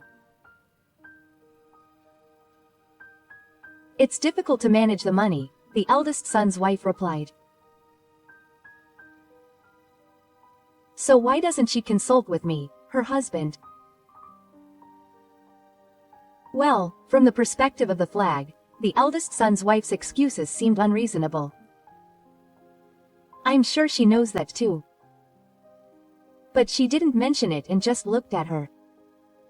If you're a married couple, you should talk about it. It's not right to involve your mother. Saying this, the eldest son looked at his wife with a stern look. He's grown up. Even though it's not the kind of situation, I'm interested in my son's growth. He's always gentle, but he knows exactly what to say. He was more mature than I thought. The wife didn't answer the eldest son's question. However, the eldest son continued talking calmly. We're grown up now, so we shouldn't rely on our parents. If it's a problem that requires us to rely on our parents, we should talk about it as a couple first. The actions she took towards her eldest son were unbelievable. What a hit. Even though she doesn't know anything. Isn't it strange to get angry at that? As you say, I don't know anything, so please tell me. Shut up. If you earned more money, this wouldn't have happened. Huh? Is it my fault? I repeat, the eldest son holds a position in a large company. As long as he doesn't live a lavish lifestyle, he shouldn't have any financial problems. Hey, by the way, how much do you want me to help you with? I asked the neighbor's wife, suspicious of her attitude. Her face brightened up. Are you going to help me? I'd be happy. Just 2 million yen would be fine. 2 million yen? No, that's a lot of money. Why are you asking for such a large amount of assistance?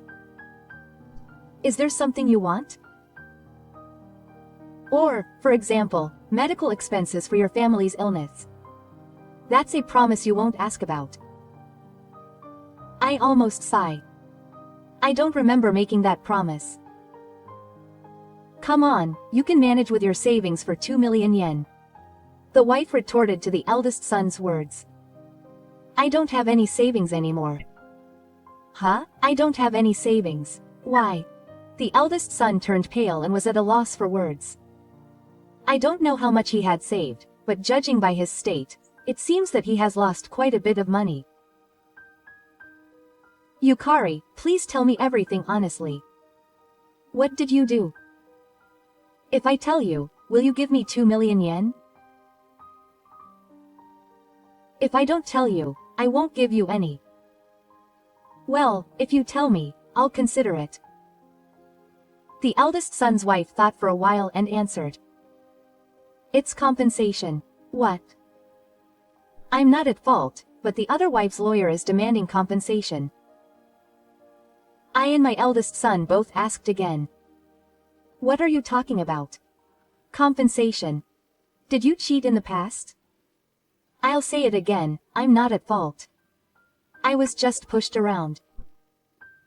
And yet the other wife is jealous of me because I'm popular. The eldest son's wife seems to be smiling. It also seemed like she was enjoying talking about this somehow. I get chills down my spine. The eldest son didn't seem to say anything. Yukari, if you're not at fault, you don't have to pay compensation. Because they have a lot of evidence. No, if you have evidence, you're not black. It's the worst to cheat and then say you're not at fault. Go and apologize to your partner properly. In response to my sharp words, the eldest son, with a pale face, continued in a trembling voice. What does this have to do with the fact that there is no alimony? There is no alimony because I used my savings for alimony. For some reason, the eldest son's wife is defiant. It's the worst. I didn't hear anything. Usually, she is kind and forgives even if she is looked down upon, but this time, she seems unable to forgive.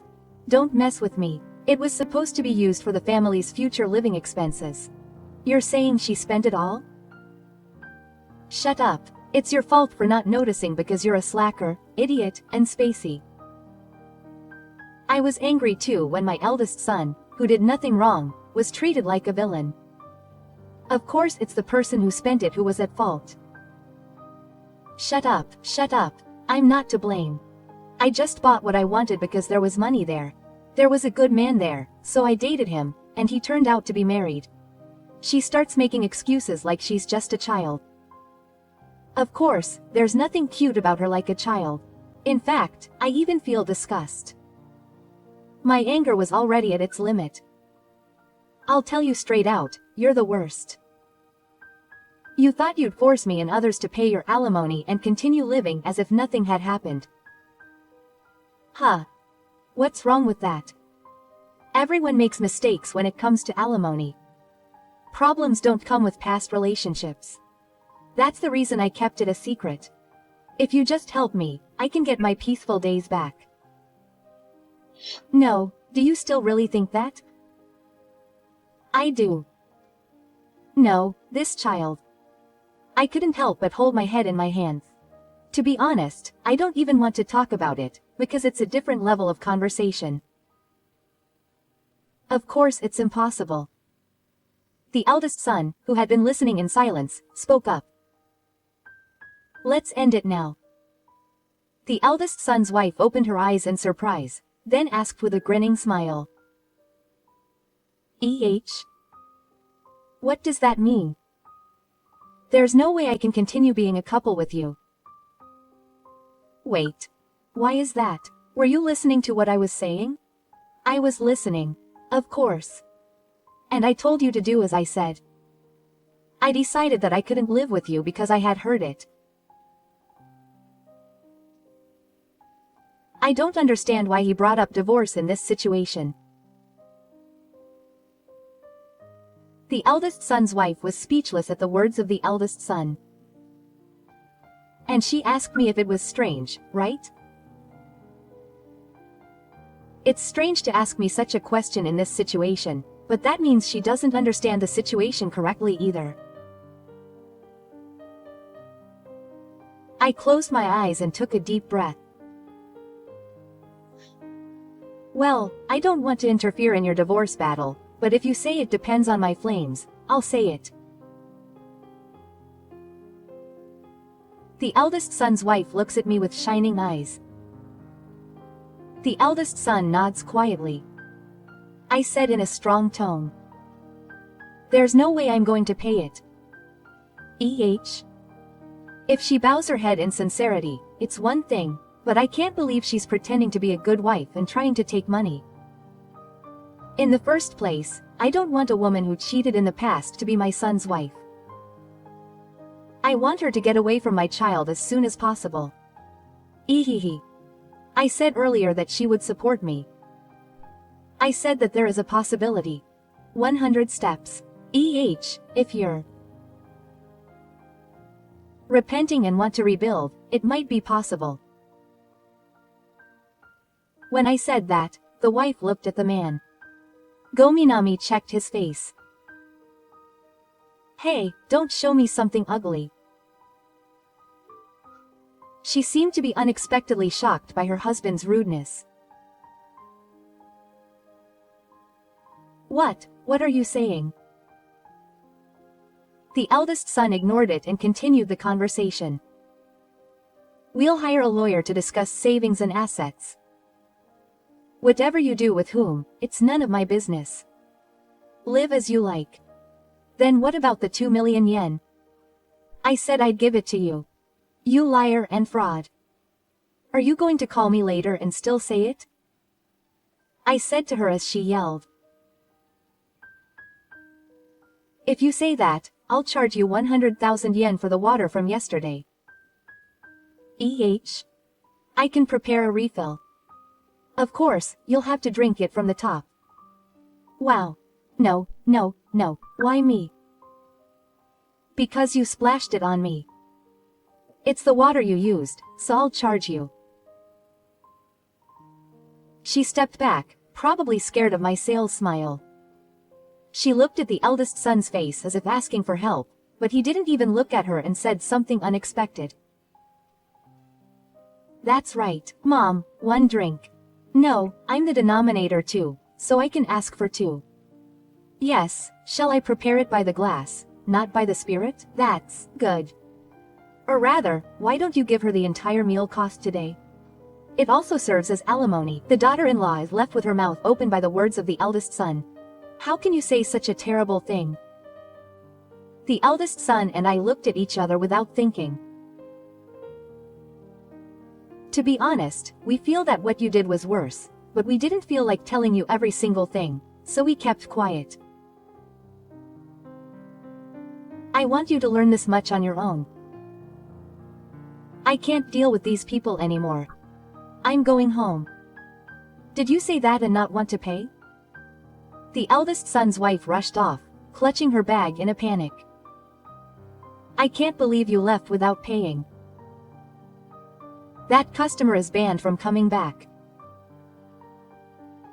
When I said that, the store clerk nearby said with a wry smile, "Thank you for your hard work, owner." Yeah. I'm really tired. About half a year has passed since then. The eldest son and his wife's divorce was successfully finalized, but it seems that the former eldest son's wife has contacted me. Apparently, she receives many messages a day from her voicemail or emails about getting back together. I'm sorry. You're a kind person, so I'm sure you'll forgive me. You'll be lonely if I'm gone, won't you? You can still get back together now. Please hurry.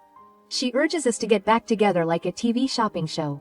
Apparently, even if she sends an email when she's in a bad mood, she still receives the same email, so her heart must be made of super alloy. She's too strong. Well, in reality, she's probably in such a difficult situation that she wants to rely on her ex-husband, but even if she clings to him now, her eldest son is no longer interested in her, and she has rejected that marriage to the point of being a failure in her life, so they will never go back to the way they were. The ex-eldest son's wife, who was ignorant of such things, continues to send love calls to her eldest son. What an idiot. She told him to give up when he got divorced, and he had been ignoring her love calls for a long time. She said things like, "I won't allow you to forget me. I'll make you regret it. Be careful on the streets at night."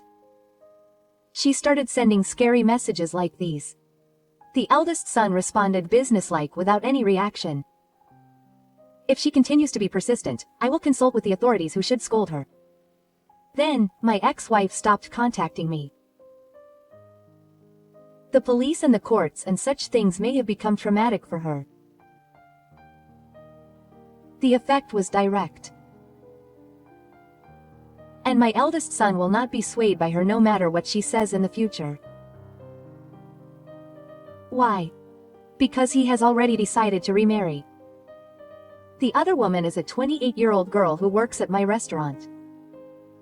She is the one who brought water to the table at my husband's 60th birthday celebration.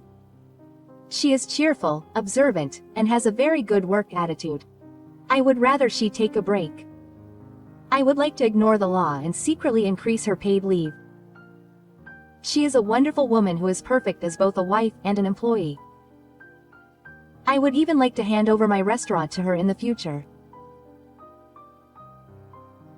Well, I am still active, so I don't know what will happen until that time comes, but I will make it more popular, so please look forward to it when that time comes. Another 6 months have passed since then, and thankfully, my high-end yakiniku restaurant is fully booked every day. Word of mouth has spread, and it has become a popular place where it is difficult to make reservations. So I decided to take the plunge and open the second store. The second store has increased the number of private rooms, and is a restaurant that I can confidently recommend for use on special occasions such as body contact, anniversaries, and of course, other than the calendar year. Let's use the know-how we have cultivated so far to provide our customers with the ultimate yakiniku experience. Of course, we are also based on experiences where we did not enjoy ourselves, so we are perfect at dealing with troublesome customers. By the way, the manager of the second store is our proud poster girl, the new eldest son's wife. Even though she is pregnant, she is still a hard worker and comes to work even when I tell her to take a break. I was really worried, so I forced her to sleep and let her take a break. It's been a long time since I've been on the site. I can't believe I'm working on the site at this age. But if I think about it for my cute grandchild and my precious daughter-in-law, I feel like I can work even more. I'm glad I went to the gym to get my stamina up. I still have to work hard. Maybe I'll try squats next time while holding my grandchild in my arms. Childcare muscle training, maybe it's already possible. I don't want to run the gym, but I need to settle down soon. Although I may be nearing retirement age, I am still active and do my best to serve customers at this proud store. I look forward to your continued visits. By the way, water is provided free of charge. The only person who received 100,000 yen was my ex-wife.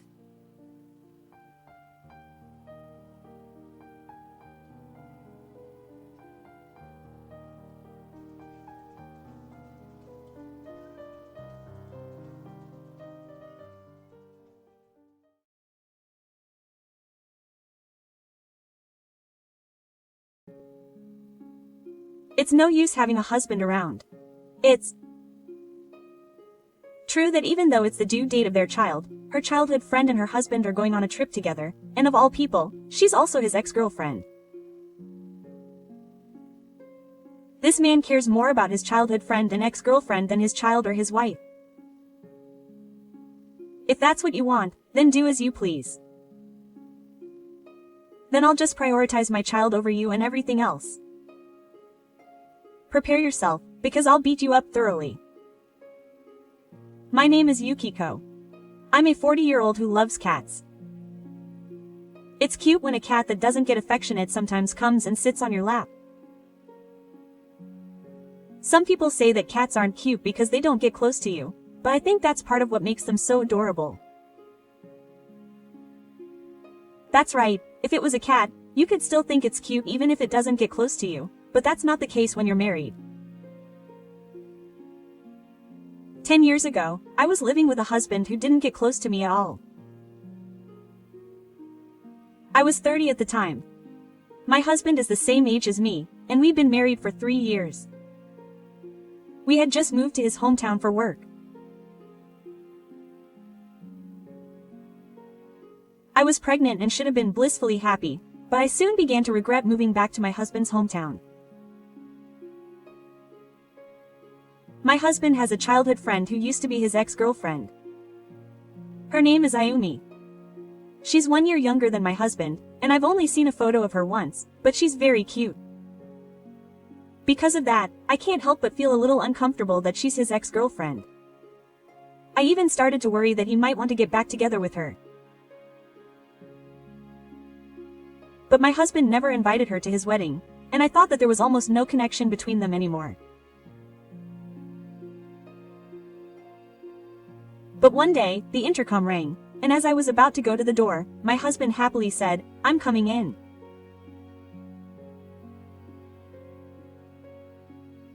Feeling a little strange, I let him tell me, and he invited my childhood friend into the house, saying, "Take your time." I hadn't heard that she was coming to the house, so I left. Besides, even if she's just a childhood friend, wouldn't you normally let her into your house in front of your ex-wife? Isn't it a bit too late to let her in? My husband's lack of consideration is constantly making me irritated. However, my husband and his childhood friend didn't seem to care about me at all, and they were having a great time reminiscing about their old times. I felt as if I was intruding on their home, which made me uncomfortable. After that, my childhood friend's girlfriend started coming to our house frequently. At first, if they were acting friendly in front of me, his wife, then they really weren't in a relationship. I tried to be a little more accepting and considerate, but my efforts only lasted for a short time. After all, when she came over, I would serve her tea, pour her a refill while my husband and her were having a friendly chat, and as usual, All I could do was watch their conversation without joining in on the conversation.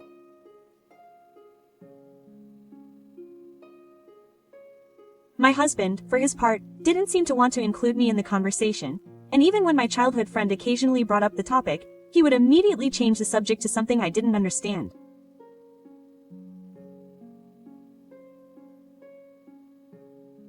I couldn't stand his attitude that it was natural for a pregnant wife to be busy, so I finally told him, please don't invite that girl over to our house anymore.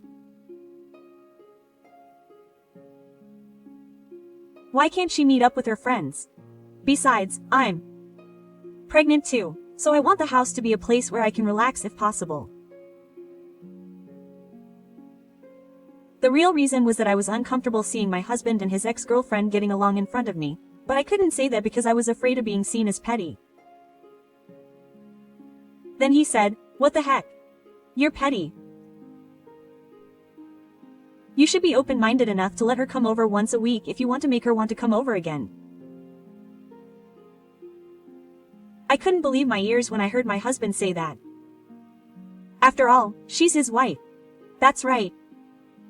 I thought he'd tell me he was wrong, so I guess I was wrong too. But I couldn't help but think that he was siding with his childhood friend. Then let me be clear. I don't want to see my husband and his ex-girlfriend having fun in my house. It makes me feel like I'm being caught cheating.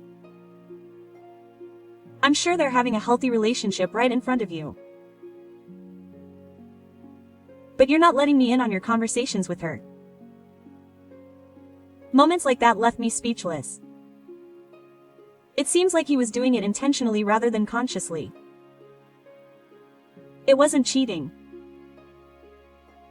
I can understand if you just happen to be hanging out a lot because you just returned to your hometown and miss it, and then you just bump into each other on the street and decide to hang out sometime.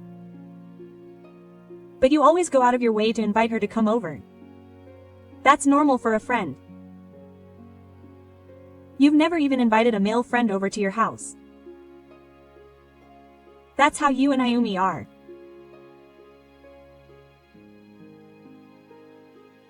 I know that's what he's always called her, but it goes without saying that I felt uncomfortable with my husband calling his childhood friend by her first name at this point.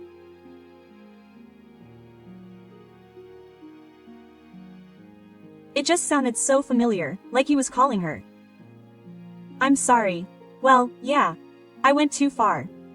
I'll reflect on this. I won't invite her over to my house anymore. Really? Yeah. So please cheer up. Yeah.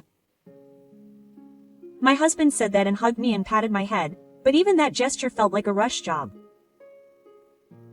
Was it because of my bad personality? It felt like there was no emotion in it. And later on, my hunch turned out to be right. After that discussion, my husband started coming home later and later. When I asked my husband why he had been coming home late recently, he said, "I've been to Ayumi's house." Huh? Don't get me wrong. I'm just talking. It's not cheating. Why did you go out of your way to tell me not to invite her over? Aren't you keeping your promise? I couldn't help but be stunned by this unexpected turn of events. In short, my husband said that he was going to go play because he was told it was a bad idea to invite her over. Even though he couldn't understand her, he said jokingly, but with a smug look on his face, that he was a good husband for fulfilling his wife's wishes. Even as a joke, it was hard to laugh. Why do you want to see her so much? Because she's my childhood friend. I really know that much. You've been calling her in the middle of the night, and you've been talking to her in person and on the phone. There's no need to talk so much. Isn't there some other reason?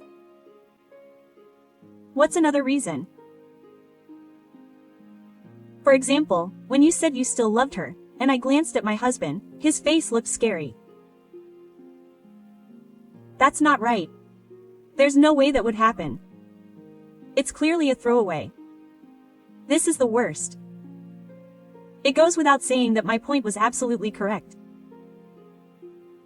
Enough already. I cried and shut myself in. My husband kept asking me to listen to him, but I ignored him and went to sleep.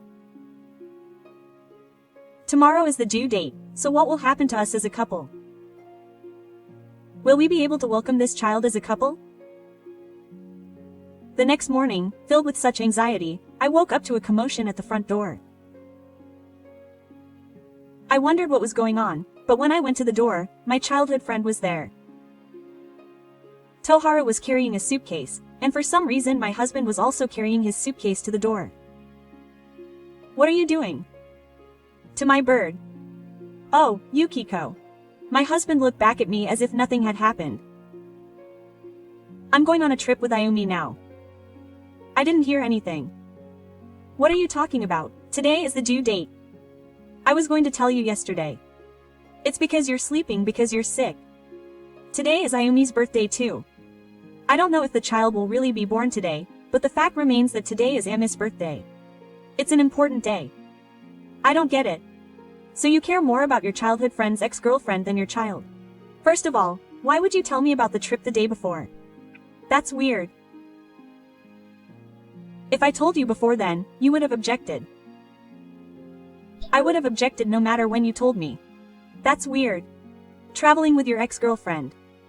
So now, you're just childhood friends. Ayumi's husband asks her that. Her childhood friend laughs and says there's really nothing going on. There's no way she'll believe it. Cancel the trip. Who's more important, me, who saw your child, or that childhood friend over there? Don't be so selfish.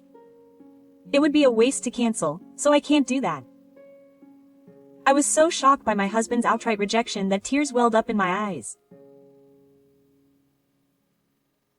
Even if it's the due date, it's your wife who's going to give birth, so it wouldn't be of any use if you were there. I'll take you to the hospital once the baby is born. That's true. My husband and childhood friend said that with a smirk. No matter how much I said no, they didn't listen and left the house because it was time for the Shinkansen. Unable to bear the harsh treatment, I hid myself in the entrance hall and cried for hours. In the past, I had felt lonely being alone when I was about to give birth, so I asked my in-laws, who lived nearby, to come to my house. After that, I started preparing for the birth, but there was no sign of labor, and in the end, my long-awaited first daughter, Sayuri, was born a day later than the due date. My husband, who had apparently received a call from my in-laws about the birth, had just returned from a trip, and it seems that the baby had been born. My husband looked tired and had a smile on his face. And for some reason, next to him, I was holding a baby for the first time.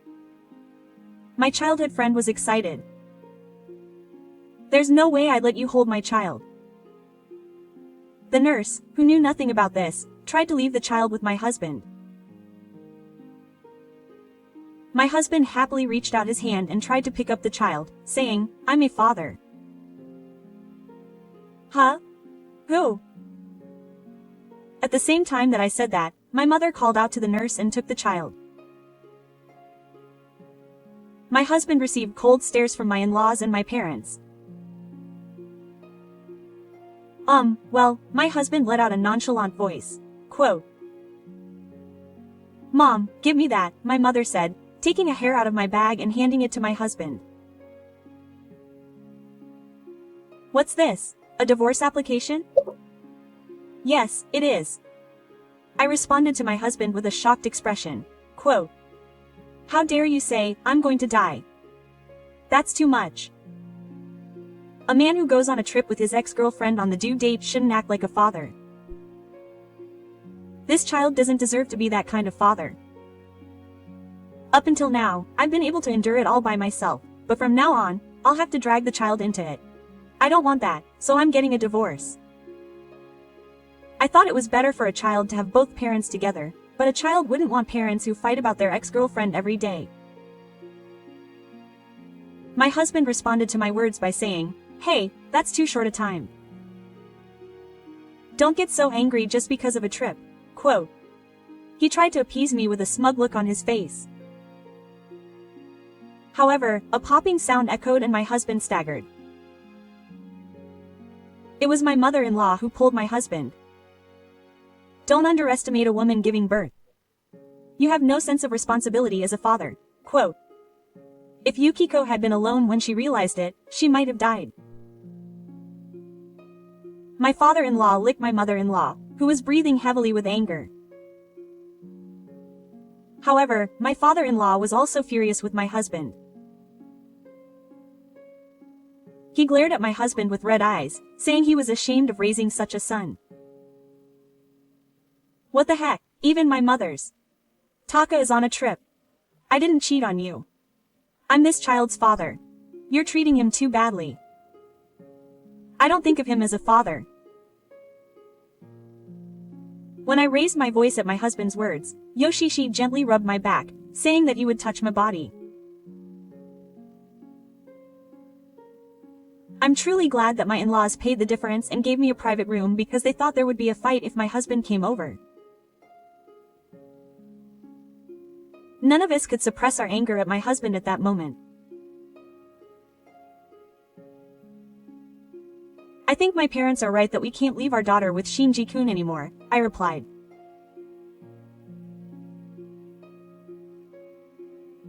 In the midst of the atmosphere that had completely become alienated for my parents and husband, my father-in-law said, now that we have a child, I will continue to consider Yukiko as family, even if you and your husband get divorced. But you, Shiji, are different. Quote, my husband said in a sullen voice. You're so touching. Don't show us that stupid face for the rest of your life.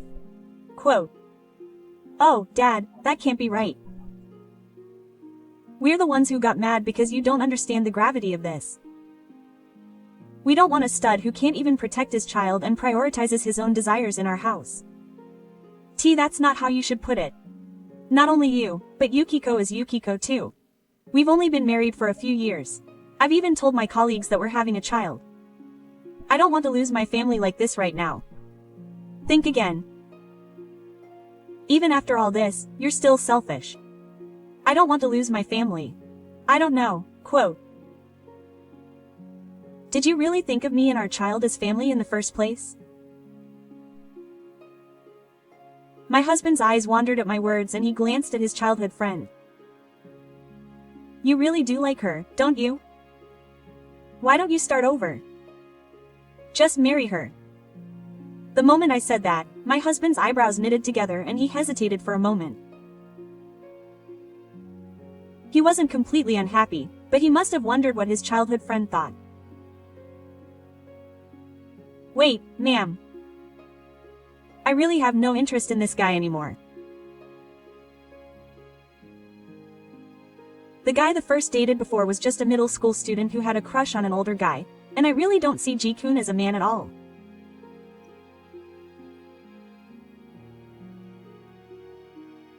Needless to say, my husband's mouth dropped open as my childhood friend, who was such a bright and cheerful girl, spoke without hesitation. Besides, my boyfriend had just proposed to me the other day. Huh? It seemed my husband didn't know either, and he stood there in shock, his face pale beyond pale. You had a boyfriend? I didn't ask him. Huh? You didn't ask me, and you're not my parent, so why did you have to tell me? You went on a trip with me. Even though you have a boyfriend? I thought we were in love with each other. I thought we both had wives, and we didn't see each other as men or women, and you paid for the trip because it was my birthday, so I thought I'd be missing out if I didn't go. He said his boyfriend was on a business trip and couldn't meet me. My husband was shocked by his childhood friend's extremely rational words. I see. To her, my husband was just a childhood friend, and she had lent him her wallet and money for this trip. I can clearly see that Ayumi had no interest in you at all, but it seems that you still liked her. What was her reaction? My husband was speechless when I asked him about it. Seeing this, his childhood friend muttered, that's troubling, with a disgusted look on his face. I had a feeling that you were like family, so if Shiji-kun was looking at me that way, I'd stop being friends with him. It was seriously disgusting. When his childhood friend told him this with a straight face, my husband knew he was a total idiot. He had to see what I had to say. my childhood friend simply said goodbye and left the place. No one could say anything to my pitiful husband. The nurse must have been the one who was most troubled. She seemed to be saying, "What am I supposed to do with this atmosphere when I've only brought my child here?" Well, now I know it wasn't cheating. Yeah, anyway, I'm getting a divorce, so please pay a lot of child support. My husband didn't respond to me as I said this, unable to contain my laughter. Or rather, I think he couldn't.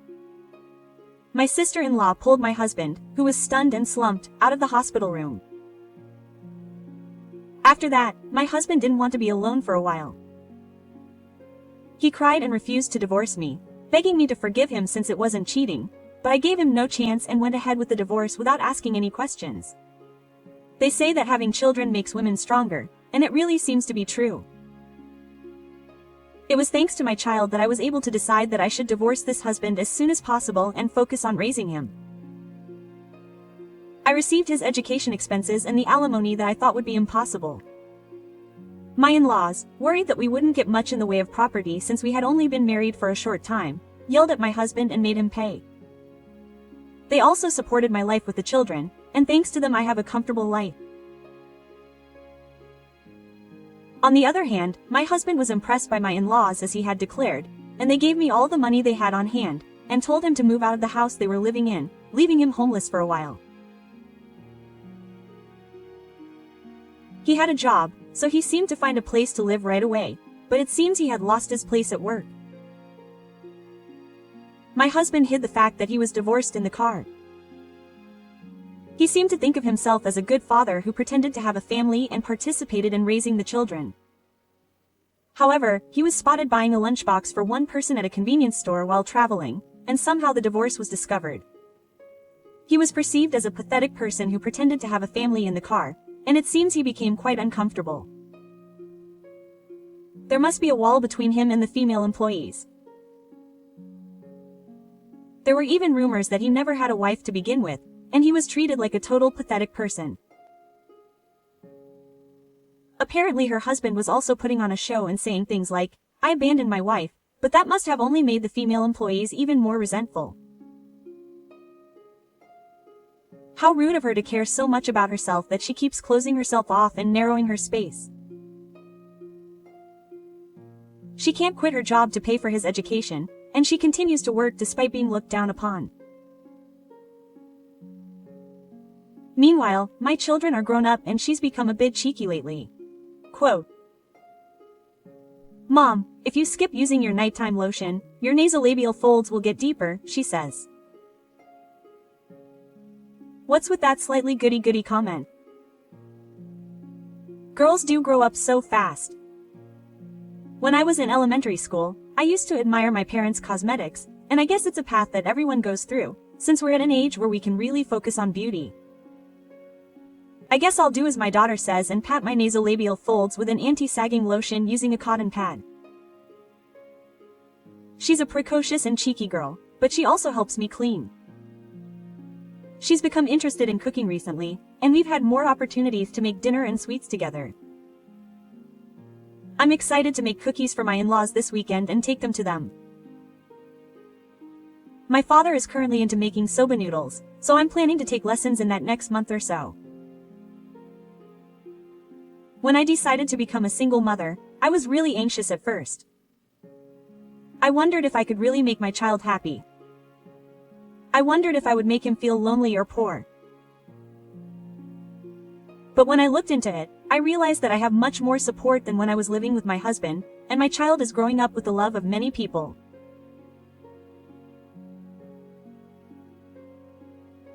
Some people still say the old-fashioned idea that it's better to have both parents, but I realize that what's important is how much love there are adults who can give to the child.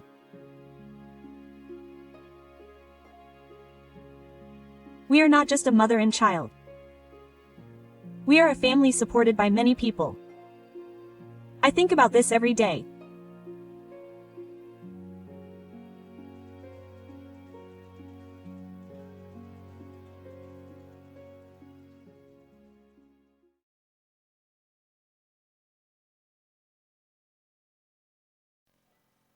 あいつも前の母さんみたいに病院送りにしよう。笑いながらそんな話をする夫とその連れ子に背筋が凍った。一刻も早くこんな家は出よう。そう決意したら、あんな面白い出来事が起きるなんて想像もしていなかった。本当に天罰ってあるのね。私の名前は由美子。自分で言うのもなんだが、まあまあ波乱万丈な人生を送ってきた50歳だ。その反動からか、今は投資でお金を稼ぎながら家庭菜園を楽しみ、保護猫のみーちゃんと戯れて一日を過ごすような生活をしている。長い人生、のんびりしたいものだ。私は20代の頃、初めて結婚した夫と死別した。学生時代から友人だった人で、建築業に携わっていたのだが、仕事中、工事現場の足場を踏み外し、そのまま、だ。子供はなく、周囲からは、若くして未亡人になってしまったことを随分と不憫がられたものだ。そのせいか、まあ、どこの世界にもおせっかいな人はいて、私のおばとか祖母とかには、再婚相手にどうか、とあらゆる人に引き合わされた。夫を失ったばかりで、そんなことはちっとも考えられなかった私だが、周りから再婚を勧められるうちに、結婚した方がこういう面倒も減るのかな、なんて思い始めていたある日、職場で知り合った年上の男性からアプローチを受けるようになった。後の夫となる彼、こと真治はとても優しく、仕事中もよく気が利いて、細かいところもよく見ている人だった。そんな彼を先輩として尊敬していたのは事実だが、それが恋愛感情かと言われると、よくわからなかったのも本音だ。なんせ彼はバツイチ。当時すでに子供も2人いた。長男は別れた奥さんの元にいて、次男は彼が引き取ったらしい。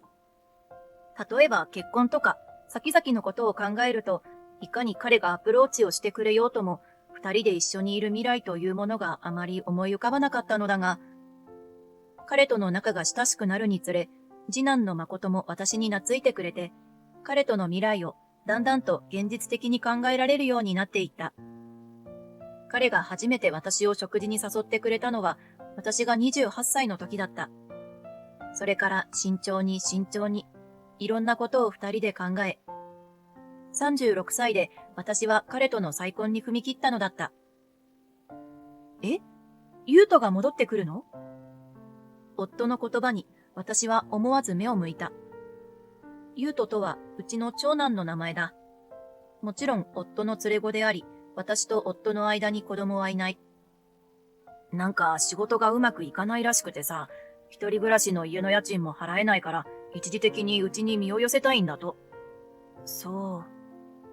長男が戻ってくると聞き、私は少々憂鬱な気持ちになった。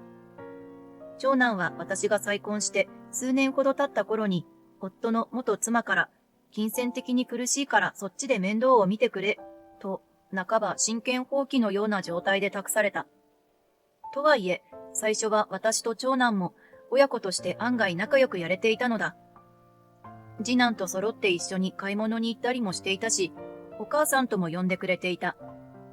母の日にプレゼントをくれたこともある。だけど、長男が高校生の頃、彼が学校の購買でパンを盗んだことが発覚してから、私たちの関係は変わってしまった。なんでそんなことをしたの？このパン1個にだってちゃんと利益があるのよ。購買で働く人たちの生活が困るような、誰かの迷惑になるようなことはしちゃダメ。私がそう叱ったとき、長男は私を激しく睨みつけてこう言ったのだ。はっ、飯炊きおばさんが偉そうに何言ってんだよ。え？当時はもう彼らにとっての母親になれたつもりでいただけに本当にショックだった。物語の世界のように、なんてこと言うのよ、キーみたいな反応はできなかった。声も出せずに絶句したのを覚えている。長男が起こした問題はそれだけではない。同じクラスの女子生徒に廊下で抱きつき、その子が嫌がってもふざけているだけと言い張って離れず、相手の親御さんが学校に乗り込んで大騒動になったこともあった。好意を持っていたと本人は言っていたが、仮に好意があったとしても、相手の同意なくやっていいことではない。他にもちょっと口論になったクラスメイトのものを隠したりするなど、やりたい放題だ。学校での彼の姿を見ていたわけではないので断言はできないが、友達はいなかったように思う。少なくとも休日に友人と出かけたりする様子はなく、ほとんど家にいた。まあやったことを考えれば当然だ。その都度、私は長男に説教をしたが、長男は一切聞く耳を持たず。それどころか、長男との関係は日に日にギスギスしていき、大学進学とともに彼はこの家を離れた。その長男が戻ってくると言われて不安にならないはずがない。しかし彼も社会人を経験した身。思春期、真っ只中だったあの頃よりは大人になっているかもしれない。と期待もしていたのだが、長男が我が家に帰ってきて1ヶ月ほど経ったある日、見かねた夫がこんなことを尋ねた。言うと、お前働くあてはあるのか？夫の言葉に長男はめんどくさそうにお尻をかきながら、目線はテレビに向けたままでこう言った。なるようになるんじゃない？長男の言葉にため息が出たのは言うまでもない。実のところ、我が家に戻ってきてからというもの、長男の生活はそりゃもう自堕落で、このままではニート待ったなしだ。私としては、早く社会復帰した方が彼のためになると思うのだが、そんなことを言おうものなら大喧嘩である。私の言葉じゃ聞き入れてくれないと分かったので、夫にも協力を頼んだが、このざまだ。やりたいことはないのか？まあ、今は自分と向き合うときみたいな。大人なんだから、そんな中学生みたいなふわふわした回答をしないでほしい。しかし夫は、そうか、大事だな。と返した。嘘でしょ？その後、夫と二人になった際に、改めて長男について話し合ったのだが、ねえ、言ってることは学生みたいだけど、優斗はもう28歳よ。給食活動もせずに、家でダラダラしてるだけの生活を認めてていいの？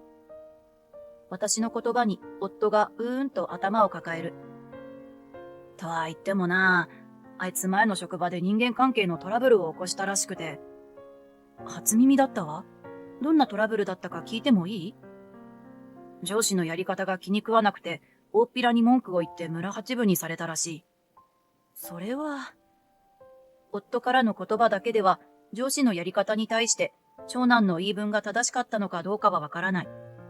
だが、村八分にされたということは、少なくとも文句の言い方は悪かったんじゃないだろうか。もちろん、上司に対して、右に習え、みたいな会社もあるだろうけど、まあ、実質解雇に近かったみたいだ。これどっからどう見ても長男が悪そうだな。今時の会社で上司の言い分一つで社員が解雇になったりしないし。それならなおさら甘やかしちゃダメじゃない。どんどん社会に対して壁ができるだけよ。大丈夫だよ。金が尽きれば働きに行く気になるさ。やりたいようにやらせてやれ。そんな悠長な。言いたいことはいくつもあったが、あくまで自分はママ母という気持ちからこれ以上強くは言えなかった。実の子供に対して抱いている夫の意見を尊重することも大事だと思ったからだ。その意見が正しいかは別として。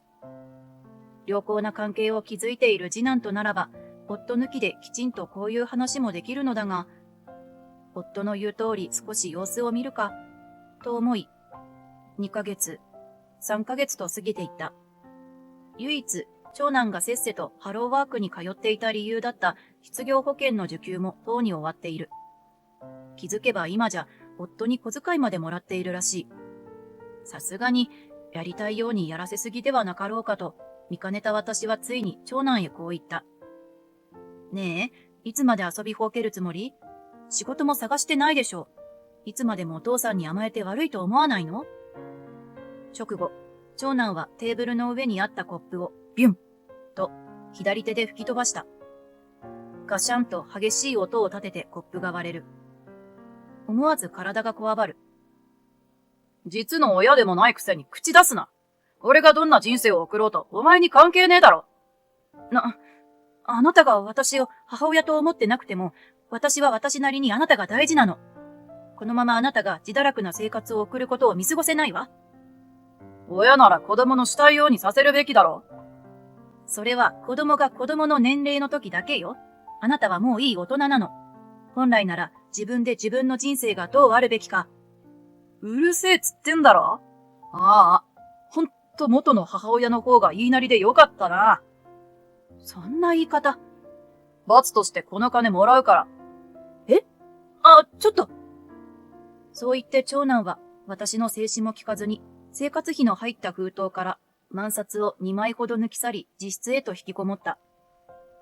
比べるわけではないが、兄の後に就職した次男は最初に入社した会社でもう出世し、社会人として立派にやっている。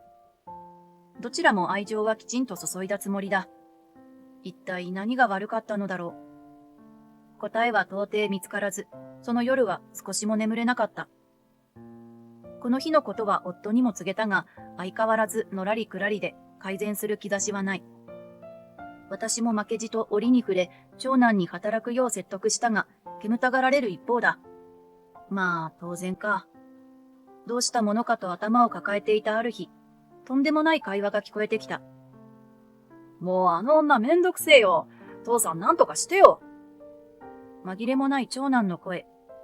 この家で女性は私だけなので、あの女は私のことだろう。なんとか仲良くやれないか。母さんもお前に気に入られようと頑張ってるんだよ。気に入られるはちょっと違うんですけど、そういう感覚で私の話を聞いてたのねと冷める思いがした。それにしても口出しすぎだろ。俺もう成人してんのよ。子供じゃねえのに、子供みてえに働けってさ、親でもねえくせに。まあまあ。もうさ、あいつも前のお母さんみたいに病院送りにしようぜ。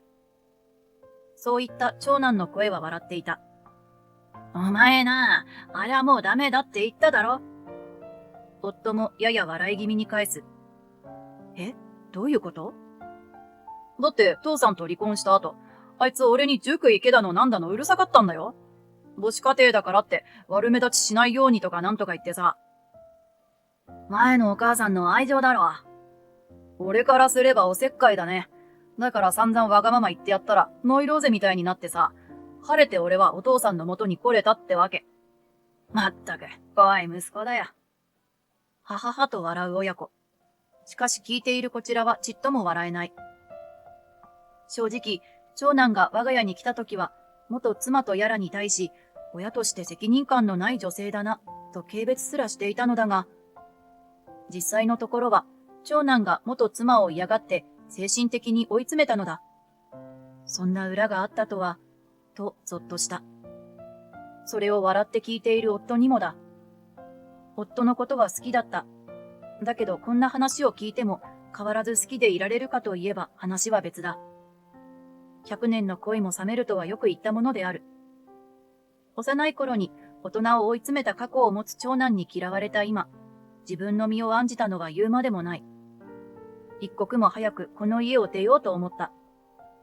次男のことが心配で気軽に離婚しかじかとは決めきれず、悩んだ末に私はいつも通り仕事へ行く夫を見送った後、家の母が体調を崩したからちょっと帰省する。と大嘘を書いた書き置きを残して家を後にしたのだが、翌日、夫から突然電話がかかってきた。もしもし？由美子？大変なんだ。母さんが救急車で。夫は慌てきっているようで、話もいまいち要点を得ていなかったが、要約すると義母が入院したとのことらしい。義母には私もよくしてもらっていた。家出下見だとか、夫に会いたくないとか、近々言っている場合ではない、と思い、私も慌てて病院へ駆けつけた。すると、まったく、いい年になって子供みたいなことをさせてるんじゃないよ。病室に近づいた瞬間、義母の怒号が響いた。即座に看護師が駆けつけ、お静かに、というやりとりが聞こえる。何事かと思い、室内を覗いてみると、長男と夫が義母のベッドの横で正座させられていた。だいたいあんたたちはねえと、由美子さん来てくれたの？そう言って、先ほどの鬼の形相とは打って変わって、笑顔で私を出迎えてくれた義母。お母さん大丈夫なんですか？救急車で運ばれたって聞いて。そうなのよ。この子たちのせいで。どういうことですか？私、優斗に階段から突き落とされたのよ。違うって。義母が声を荒げると、長男がすかさず反論した。ちょっと脅かそうと思ってわって声出したら、ばあちゃんが階段から落っこちたんだよ。長男の言葉に義母は、私は足腰の弱った老人だよ。そんなことすりゃ驚いて階段から落ちるのも当然だろ。そんなことも想像できないのかい。と怒鳴った。本当にごめんって。別に俺はばあちゃんをそんな目に遭わせるつもりはなくて。そんな目に遭わせるって言い方が気になるわね。なんだかちょっと痛い目見せてやろうとしてたみたいな感じ。一体誰をそんな目に遭わせようとしてたのかしら。私は上げ足を取るように長男にそう尋ねた。罰が悪そうに長男がこちらを見つめる。私にやろうとしたのね。そうだよ。長男がぶすくれた顔で答えた。朝起きたら階段の下から人が上がってくる物音が聞こえたから、時間的にお前だと思って脅かしてやろうと。そしたらばあちゃんだったんだよ。長男の言い分に私は思わずため息をついた。まるで貴族のごとくニートライフを謳歌している長男の朝は遅い。ほぼ昼みたいな時間に起きてくることもしょっちゅうだ。だから私も彼が起きるのを待たず、夫を見送った後に書き置きをして家を出たのだが、どうもその間に合鍵を持つ義母が久々に我が家の様子を見に来て被害に遭ってしまった。というのが事の顛末のようだった。だいたいなんでそんなことしたのよ。と私が頭を抱えながらつぶやくと、俺の大声にビビったらストレスになるだろ。これからはそういう嫌がらせを増やしてやろうと思ったんだよ。家から追い出したいと思ってたからな。スラスラと追い出したいと言ってのけるとは。それに、脅かすだけのつもりだったなんて言っているけれど、階段から上がってきたところで驚かされたら、驚いてひっくり返ってもおかしくない。それこそ義母のように。本当の狙いはそれだったんじゃないか。と思うところではあるが、長男がそう目論んだという証拠はない。しかし私の頭の中で一つの仮説として、その考えはしっかり根付いたのだった。人に危害を加える可能性がある相手にも遠慮はいらない。私にストレスを与えて家から追い出す？そんな子供みたいな考え方だから仕事も続かないのよ。私の言葉に長男は、はぁ？と激高した。そんな彼を夫が止める。だってそうでしょ？嫌な人は追い出せばいい。なんて子供の考え方よ。嫌なところに折り合いをつけられない。相手に譲歩というものができない。それのどこが大人って言えるの？自分の悪い点は棚上げかよ。私のどこが悪かったのか本当にわからないわ。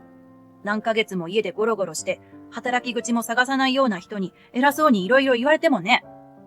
お前だって家にいるだけじゃないか。私は家事をしてるでしょ？あなたやお父さんの衣類を洗って、部屋を清潔に保って食事を作ってる。あなたはその間何をしてた？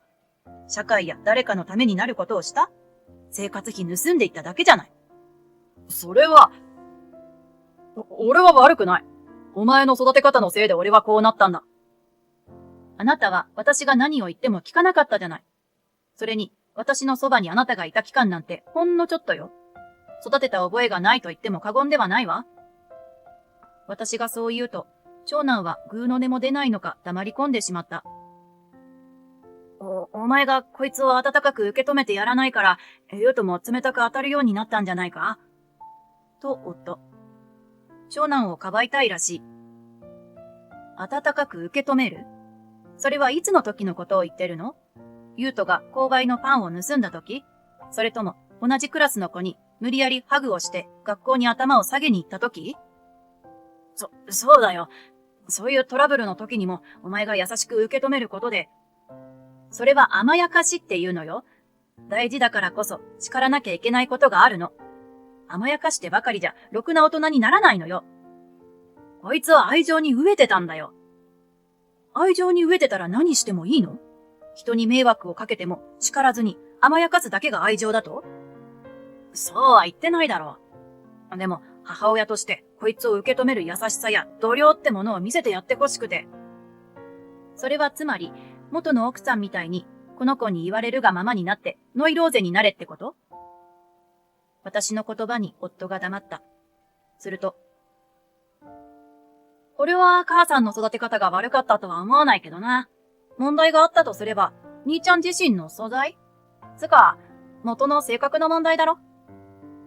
ふと響いた声に振り返ると、そこには次男の誠が立っていた。義母の搬送を聞いて、仕事の合間に抜け出してきたようだ。兄貴に向かってお前、なんて口。と、長男がうめく。いや、確かにガキの頃は兄ちゃんのこと尊敬してたよ。足は速いし、サッカーは強いし、勝てることなかったしさ。でも大人になったら、非常識だし、自分勝手だし、空気読めないし、我慢が効かないし、子供のままじゃん。正直兄貴として見てないわ。そんなこと言って、お前はその女の味方をする気か？そう言って私を指さす長男。すると次男がははっと鼻で笑った。こういう場で味方とか敵とか言うのがもう子供なんだよな。まあでも、あえて言うなら、俺は母さんの味方かな。今さっきのやりとり聞いてたけど、そこだけ見れば兄ちゃんが全部悪いと思うし、父さんは兄ちゃんを守りすぎ。母さんが正しいね。次男の言葉に夫は意気消沈し、義母はうんうんとうなずく。小さい頃から由美子さんが育てた誠はしっかり育ってるんだ。親の育て方は良かったってことだね。それを聞き入れなかったのは優斗自身の問題だろ？親のせいにするんじゃないよ。義母にたしなめられ、自分が悪いことが信じられないという様子の長男に夫が、諦めろと言って背中をポンと叩いた。夫も長男をかばうのは無理があると思いつつ、味方についていたのだろう。しかし次男と義母、そして私たちにやり込められ、もうかばいようがないと判断したらしい。長男はそんな夫の態度が気に食わないようで、夫の手を払い、もう知らねえよと言って病室を飛び出したのだが、飛び出したものの行き先のない長男は捨てられた子犬のように自宅の前でうずくまっていた。まるで家出した中学生だ。そりゃそうだ。お金もないし、病院には木の実木のままで行っていたのだから。何もなかったように長男は、早く鍵開けてくれよと言ったのだが、その態度に呆れた夫が、長男を家に入れることは許さず、そのまま締め出してしまった。そのうち長男は泣いて許しを請い、家に入れてほしいと言ったが、夫はそれを許さず。仕方なく駅前で何日か寝ていた長男は、その後警察に職質され、家族で迎えに行くことになってしまった。そこからはもう家族会議だ。夫は、長男も反省しているから、と何を思ったか、再びニート生活を許そうとするので、私は離婚を決意。次男は、将来働かない兄貴に頼られても困る。と、実家との絶縁を宣言し、私たち二人は夫と長男を置いて家を出た。その後、長男は今も働かずに実家に住み着いているらしい。離婚から何年か経って、お前の言ってたことが正しかったと夫に謝罪された。夫ももう定年を考える年頃だ。自分の老後、長男がどうなるのかと考えると不安だろう。このままでは年金では足りず、アルバイト生活をしながら長男を面倒見ることになるのは決定だ。それは夫も分かっているようで、すっかり悩みの種になっているようだった。何年も甘やかされた長男が、今更心を入れ替えて働くとは思えないしね。どうするのやら、やれやれ。早めに縁を切って正解だったと思う今日この頃だ。私はというと、一度実家に戻り、職業訓練校に通って医療事務の資格を取り就職。お金を貯め、今は投資とインターネットで手作りのポーチや小物を売って生活している。贅沢な暮らしとは程遠いが、何にも縛られず、保護猫のみーちゃんとまったり、のんびり、悠々自適な毎日だ。次男とは今も交流があり、孫も生まれた。最近は家族で私の元に遊びに来てくれていて、子供が生まれたし、今のマンション暮らしをやめて、今度は一軒家にするそうだ。そして、その家に私も住まないかと誘われている。私は次男にとって実の母親ではないし、今や戸籍上すら母親ではないわけで、孫だって私と血のつながりは一切ない。そんな私が一緒に暮らしていいのかなという負い目があり、まだ答えは保留にしているのだが、次男と何より彼のお嫁さんが、何そんな水臭いこと言ってるんですかお母さん。一緒に住みましょうよ。と、ものすごく熱烈アプローチをしてくれるので、正直、同居してみようかな、という気持ちになりつつある。人生は思っているよりも温かい出来事で溢れているのかもしれない。そんな風に思う今日この頃だ。